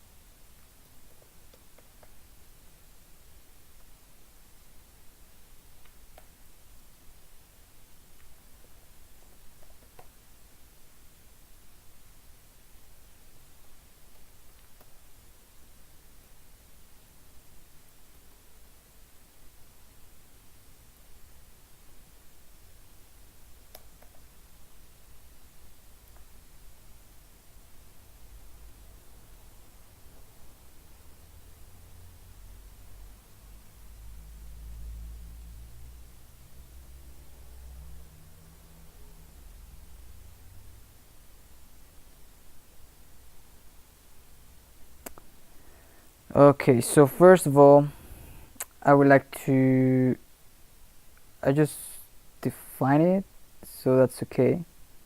um, so I want to have a size resolver. I don't know which others. Right now we just have that instruction, so if I run this, I don't know, probably it's just gonna crash because we don't have that thing right now. We are on the Win32. Okay.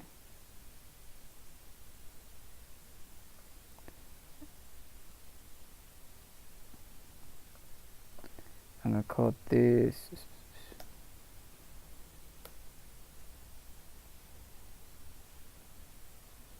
so we are on Win32, and we got instruction string 64, we got the mem buffer the same as before, we got the entry, yes we got it, and we print null pointer, there you go, 0305, it's an add. So that's alright because we are the operand type was not the thing, you know, so we have to add it on the push register or the fetch register, I don't know, fetch register operand.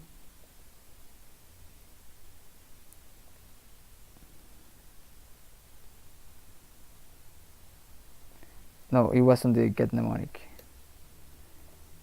We resolve it here, so that's nice. So we go and say first up by index.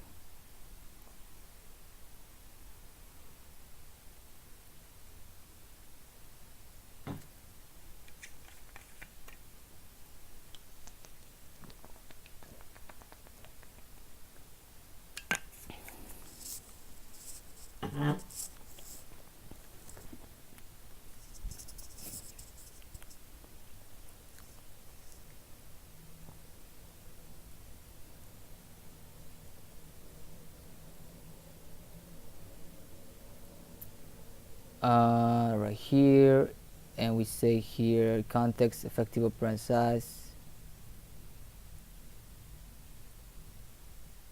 is 464. We have this kind of junkiness going on here.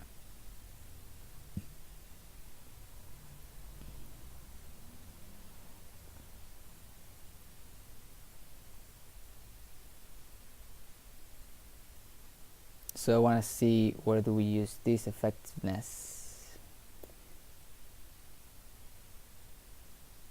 We use it on the immediate.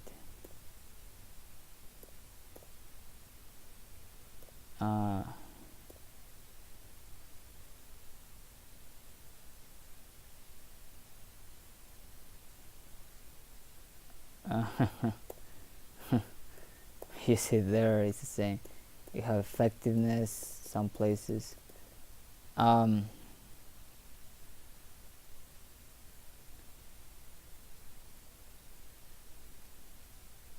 Okay, I see, because the context is the one that gives you that. Okay, so it's not that anymore, because I want something more like this, you know. I pretty much I'm gonna copy this stuff. I'm gonna do this and gonna say, hey, you know, all the types you're talking about myself, you know, I mean, and the ones that they are not like totally yeah, because the name effective is now not anymore useful, because effective means all this stuff, you know. So we want to make more granular decisions about what does effective means, you know, in that case. So here is not just saying, oh, you know, which we can call it, where is it, and we can just be adding it all the time. Where is it? I lose it. Oh, Jesus Christ. There you go. No, I don't care about that. I care about this one. So instead of doing this, I want to say context effective operand size equal to resolve operand size, you know, with the system state and with the entry as it goes. The entry is gonna have its stuff, you know, and we can just say I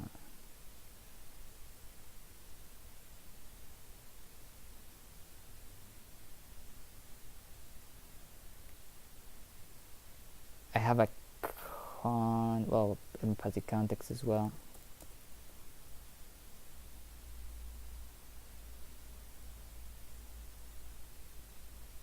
Because is the context the one that we want to, well,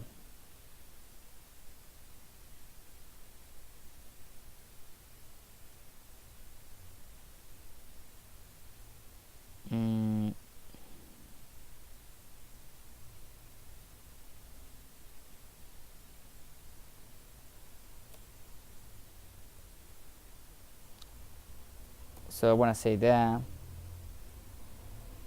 and I want to say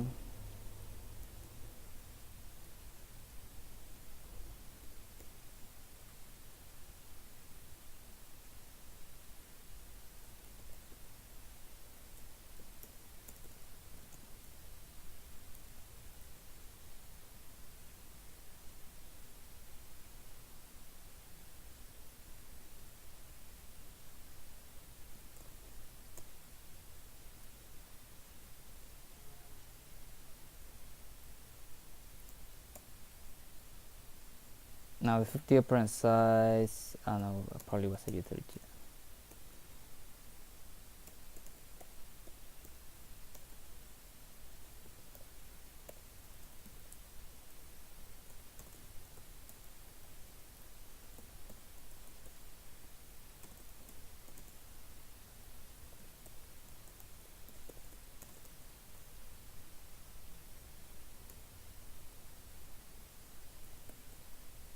So I'm gonna do that, and I want to say instead something like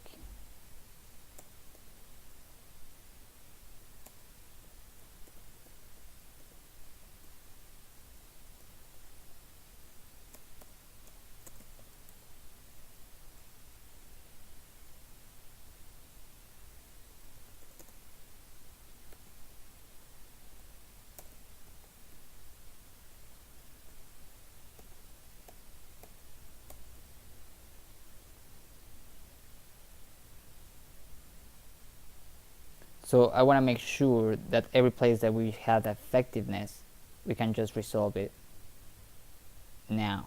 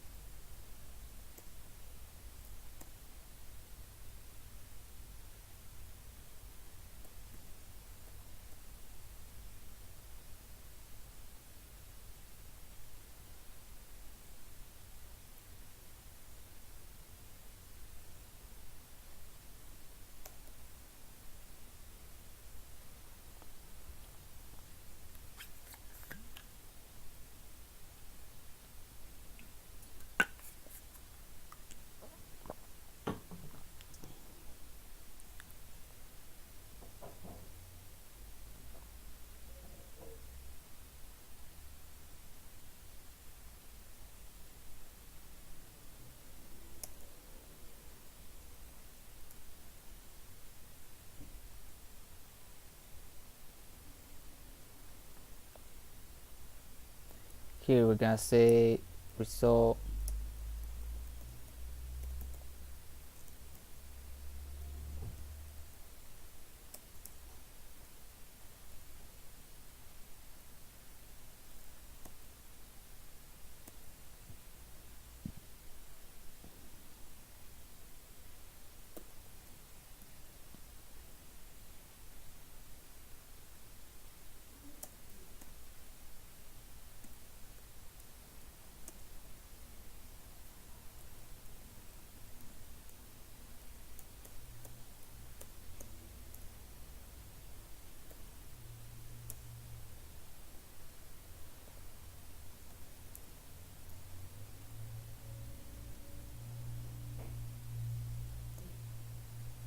now.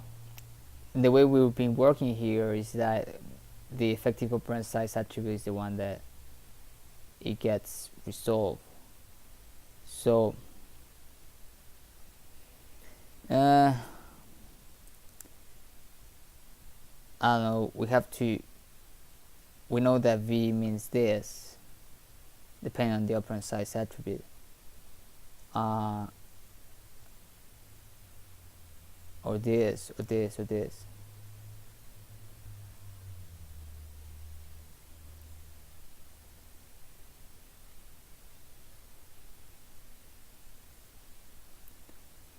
So we need to get the other prefixes to make sense of these ones, because the only way to encode these ones is with bx and stuff like that.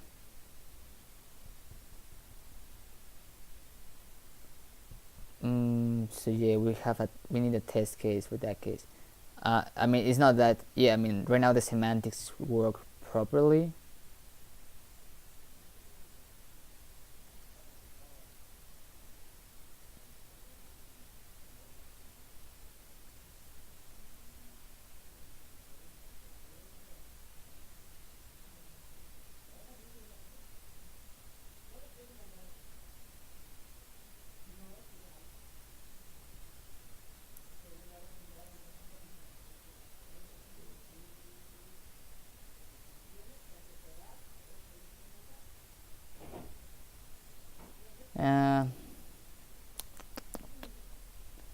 Yeah, I mean, the best case to test this would be better just to go straight on disassemble one of those instructions and see which would be okay, I guess.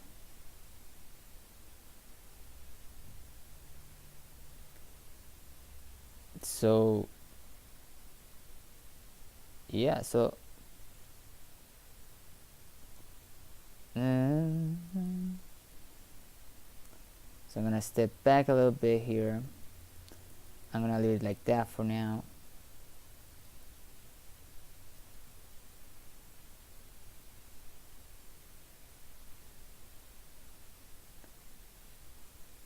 Now I can keep it like that, you know, and say, well, I can keep it, well, let me go one more.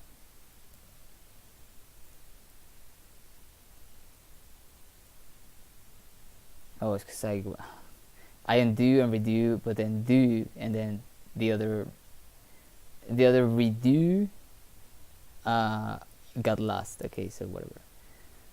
Okay, so yeah, by now I can just say data size effective. Well, I can just say this. It's not gonna be the best thing, of course, but you know, well, in fact, for now, well, I'm gonna keep it there because the semantics can't use it.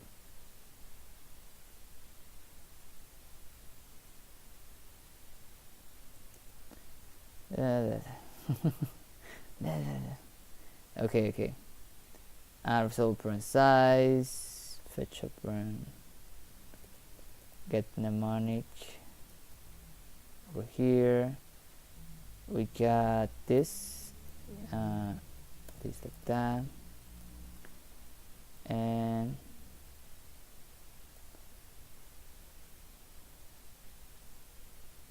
yeah, I want to say that.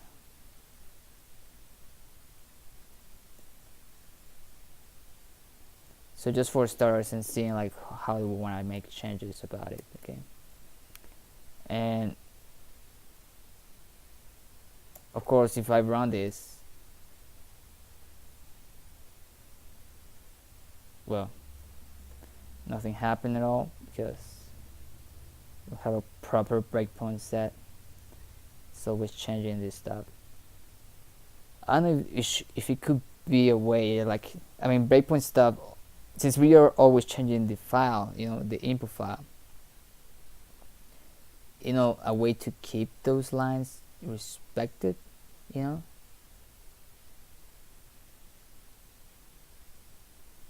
because so that they just don't go anywhere. Because yeah, I mean, the problem there is that the one that changes is the file, not the breakpoint. The breakpoint keeps on the same line number. So yeah, I mean, that's the best way to go, I guess. You don't change it, but yeah, it would be like, hey, I'm going now, I'm stopping somewhere else, you know. Yeah.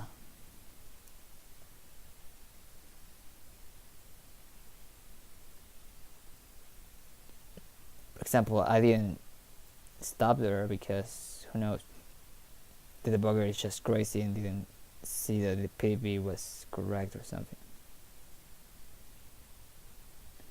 It was not updated. So if we go to the get mnemonic and stuff, we're gonna get a table ID.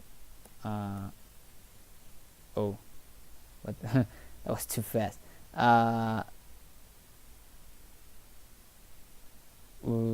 Yeah, I mean, entry raised to operand size.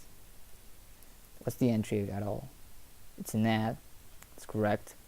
So this is an add, and that's all we want. And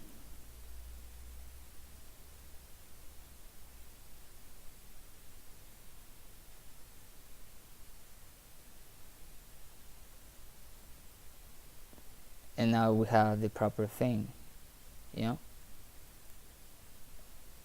And then here, well, we don't have a thing, so we break. So this is our instruction string. We got it back. So now I want to assert that with all of them, and the easiest way to go would be to go one by one, checking that kind of stuff. Probably is the best thing to do.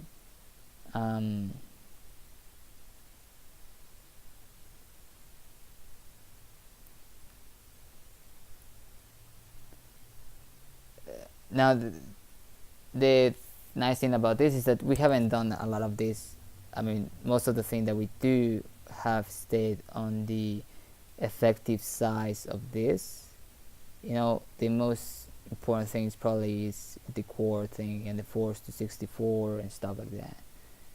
So yeah, I mean, probably the names are not the best, but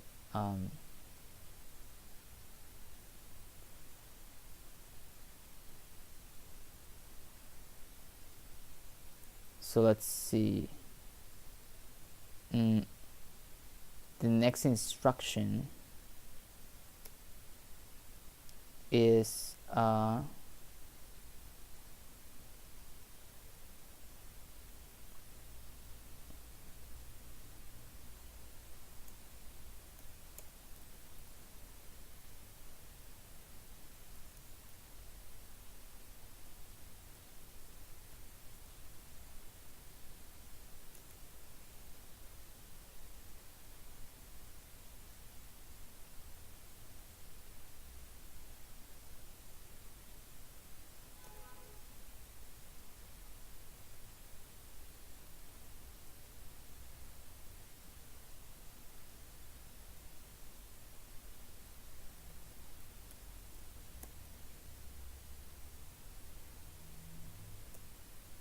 let's see, this is I don't know.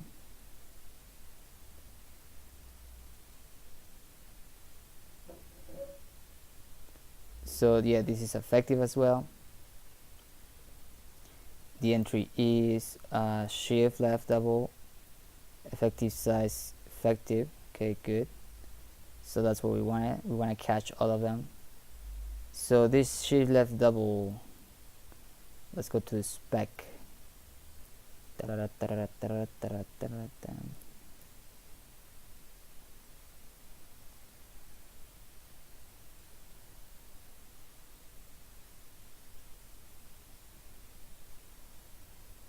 Where is it? I lost it. Oh, here it is. There you go. So shift left double is a 2-byte thing. Oh my god, what size it is? It's a 2-byte, yeah. We have a 2-byte there, OFA4, so it has to go in the 2-byte.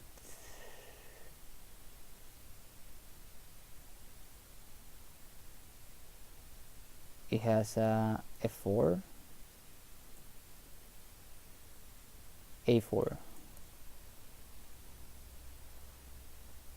So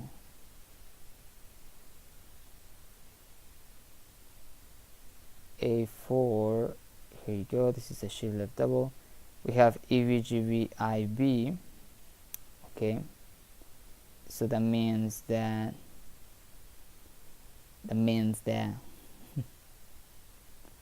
we have it's the same, you know, the operand size is the same size. Let me go to the EVGV and change it as well.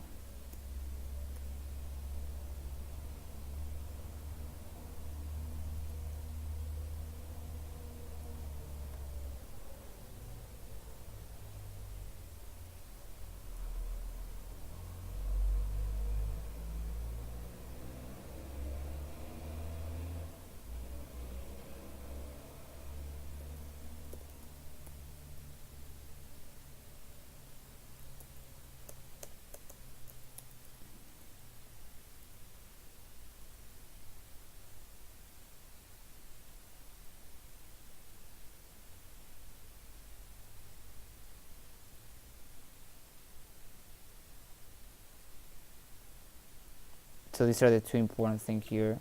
Shift left double, raise the operand size, emit size, delete size, like blah blah. And on the tables, let me see.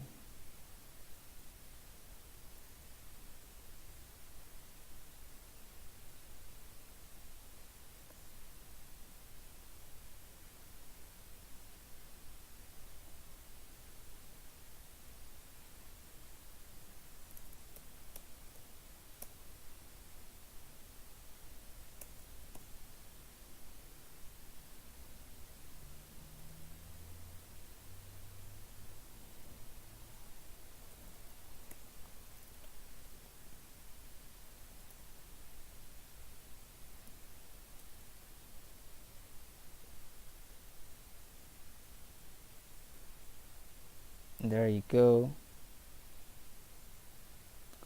The same stuff as before. Now we can go open all the other ones. I just gonna copy all of them and just assert it with the code.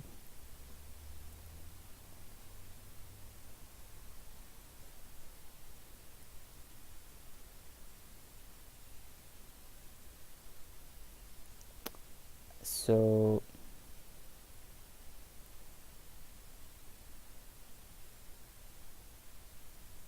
I can even say, well, you know, that was a nice dream. I can just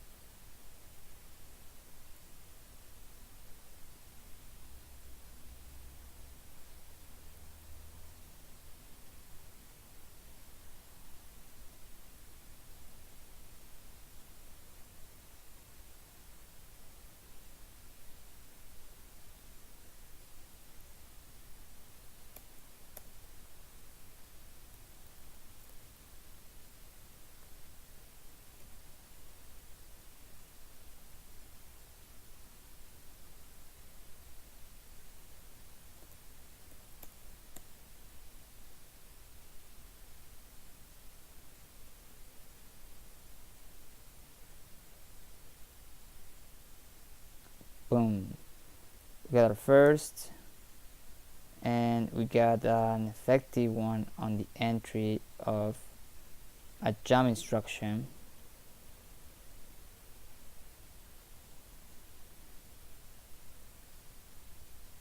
Which is the first jump, and the first jump, it's a 67 FF, which is the last one. Now I know I probably wanna reaccommodate this stream so that it goes from the simplest one to the complex one, or well, it doesn't matter. So 67 FF, it's a far pointer, so for a jump for absolute, here you go, and I can say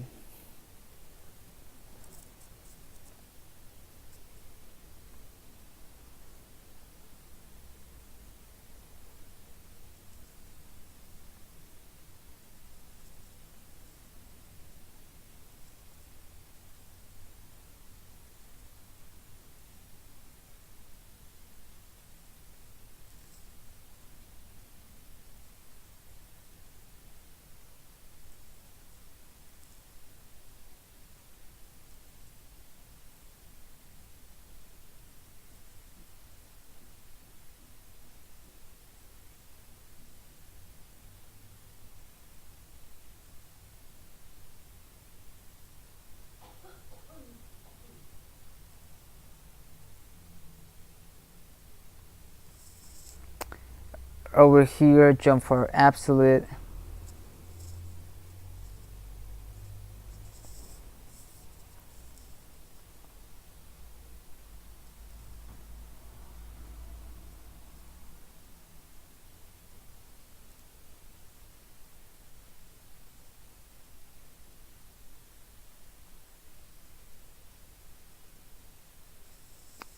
it has, where is it, yeah, it has an effective. Now in this case,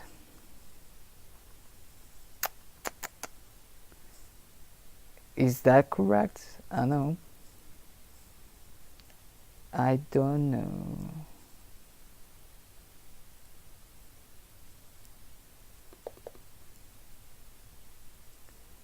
So the far jump, it's one of the scale up codes, so it's an extended one, so it has to go here, and we have this one, which is this one. We have an MP. What does an MP mean? The mother and byte may refer only to memory, for example, the boundless, and is the size of a pointer.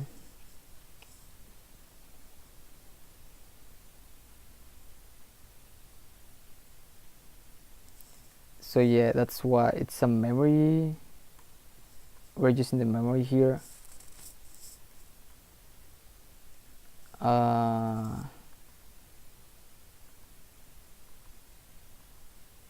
So this is kind of bogus.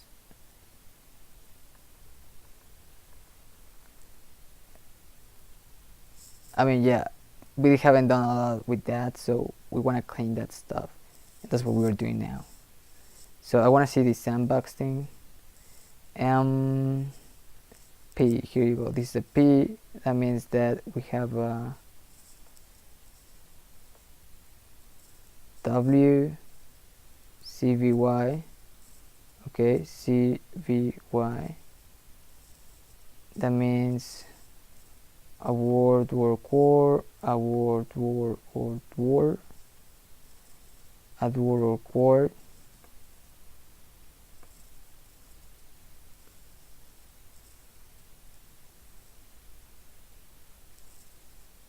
Oh, it's a pointer, so it's a, yeah, the register.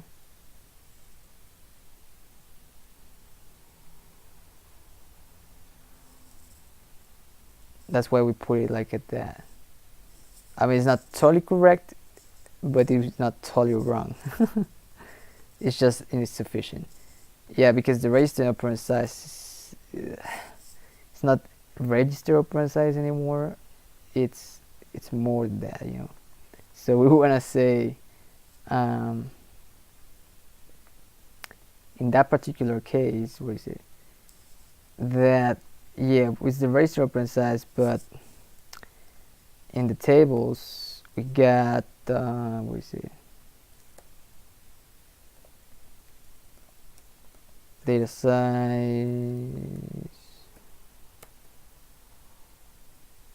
Do we have? Yeah, we have a far pointer there.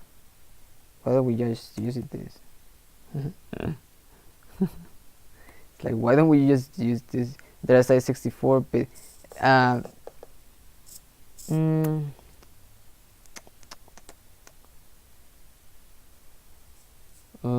we want better semantics than this. 16. Well, we have all of them here. 1616, 1632. It can be all of them.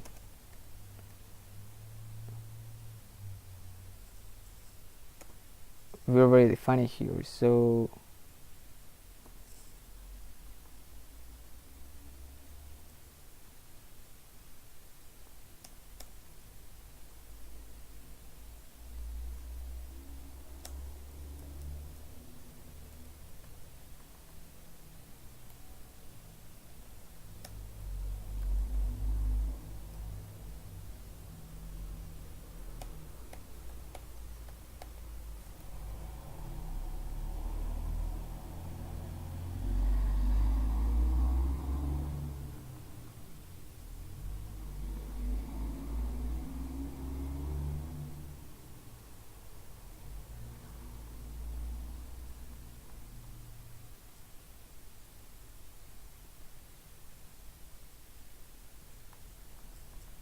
oh, okay, so we define the operand type here.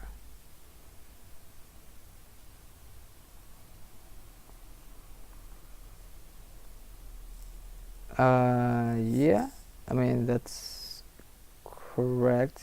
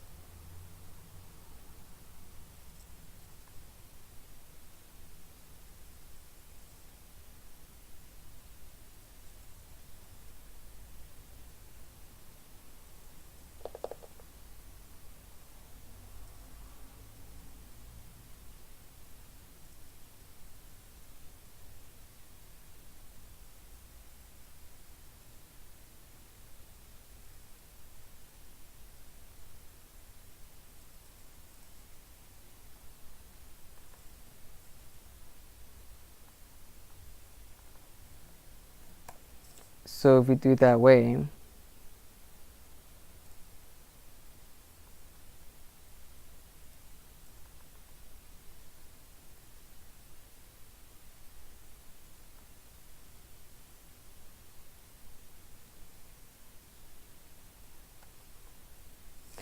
right now it doesn't matter because we don't change it at all. But on the effectiveness of it, where is it? Get no.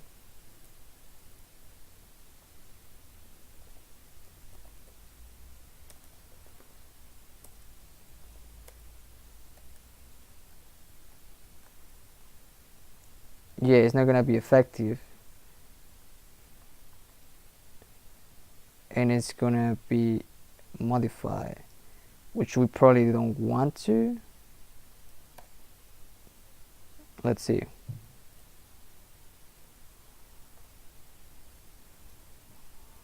But we can just solve it, doesn't matter. Compile. Let's just run. There you go. There you go. It's correct. And then we have a core pointer of 13. Let's see the matching here.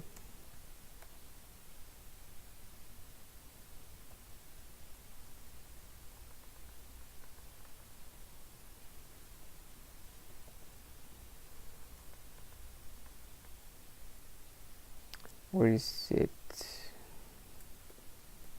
There we go. I need a bigger there you go.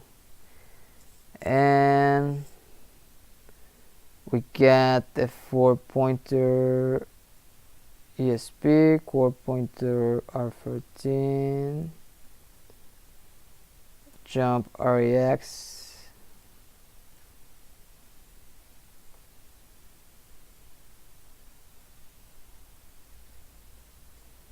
jump 0015, jump FFFA, push R12, push REX, move SPL, REX, that's correct. So the problem now is that we are on the RBX, R14, REX times 2. And that's a special case. I don't know why. Because the entry has an effective.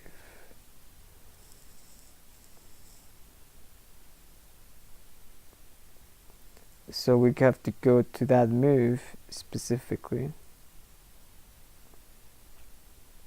Find it out. So data size effective.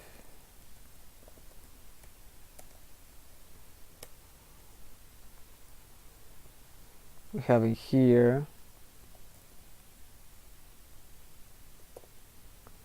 We have it there. We have it on the immediate, but I'm gonna leave it on the immediate for now. Data size effective.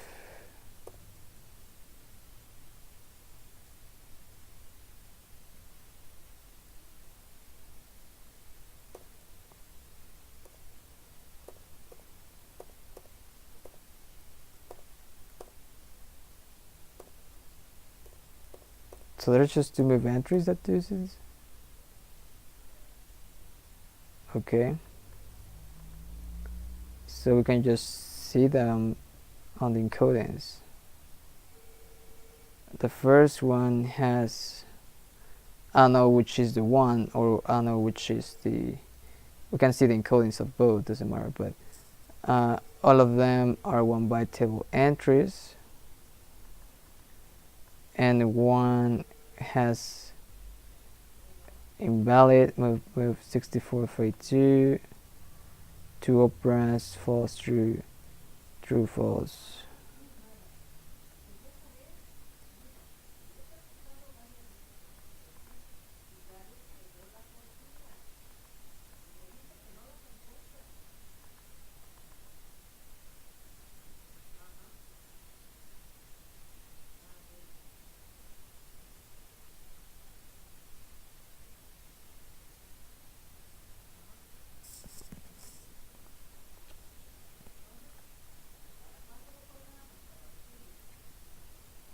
So I don't know which instruction it is, this one.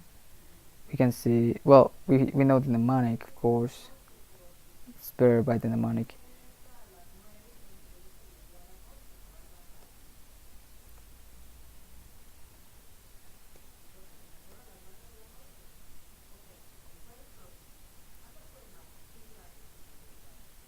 (49AB). We have 49AB.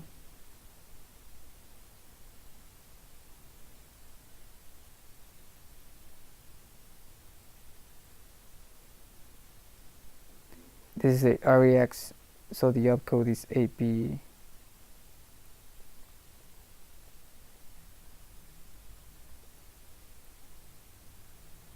So let's find it out. And it's a 1 byte, isn't it? So 8B on the move.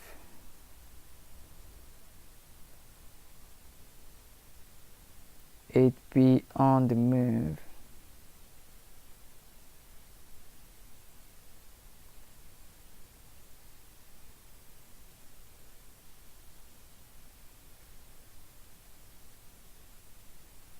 It says GVV. Okay, so that's correct.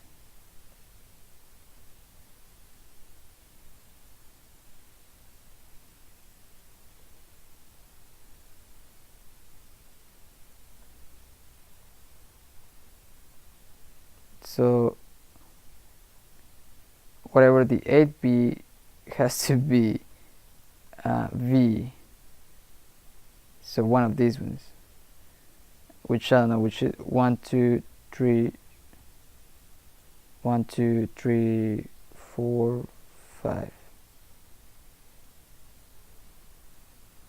The 5.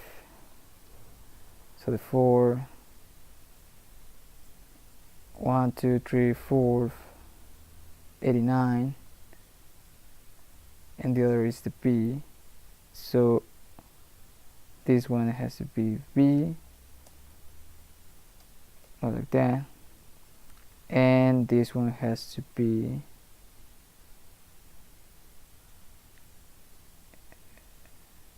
as well the same, but in the other way.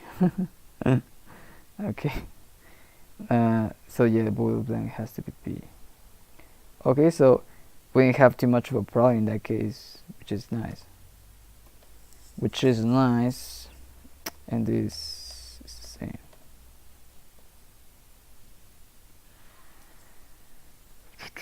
Well,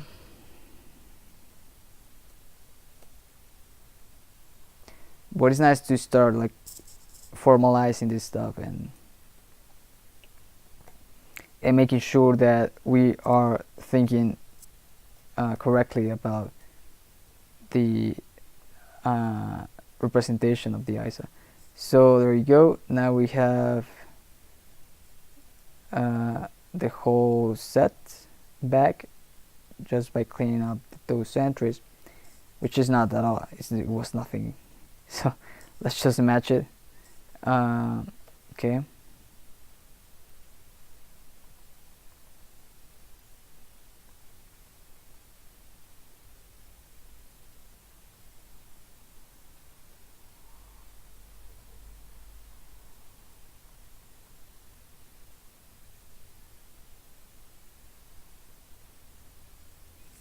And where is it? Here we go. We have a 4-pointer there. There we go. There we go.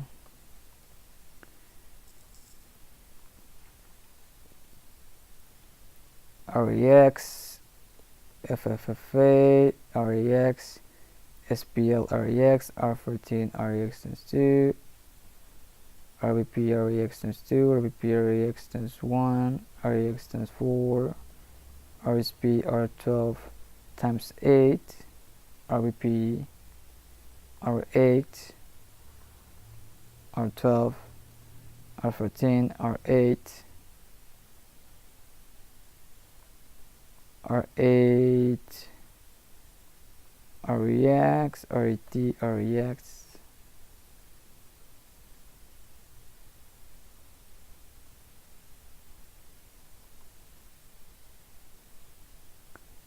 FAT ST0 ST1, FUCAM ST1 ST0, FLD core pointer 0004,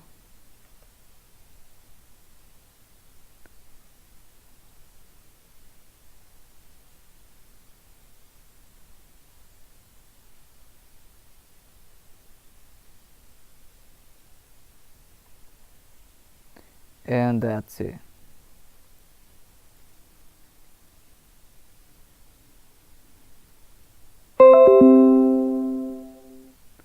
So yeah, I mean that's pretty much the same, which is fine. And I don't know if we have others. I mean, the effectiveness was one of the easiest one to think about. Of course, it's not totally resolved because we haven't done anything yet to add the other stuff as well, but we are starting on that, you know.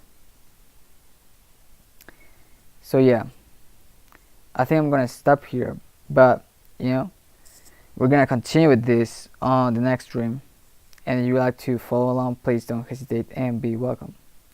If you have any questions, just post them on Twitter, YouTube, or the Handmade Network forums, and I'll be there to answer. Please make your questions related to the thing we did today, and so I can answer them easily. And that's it. Okay. So I will say thank you very much for coming, and I will see you all on the next stream. Take care.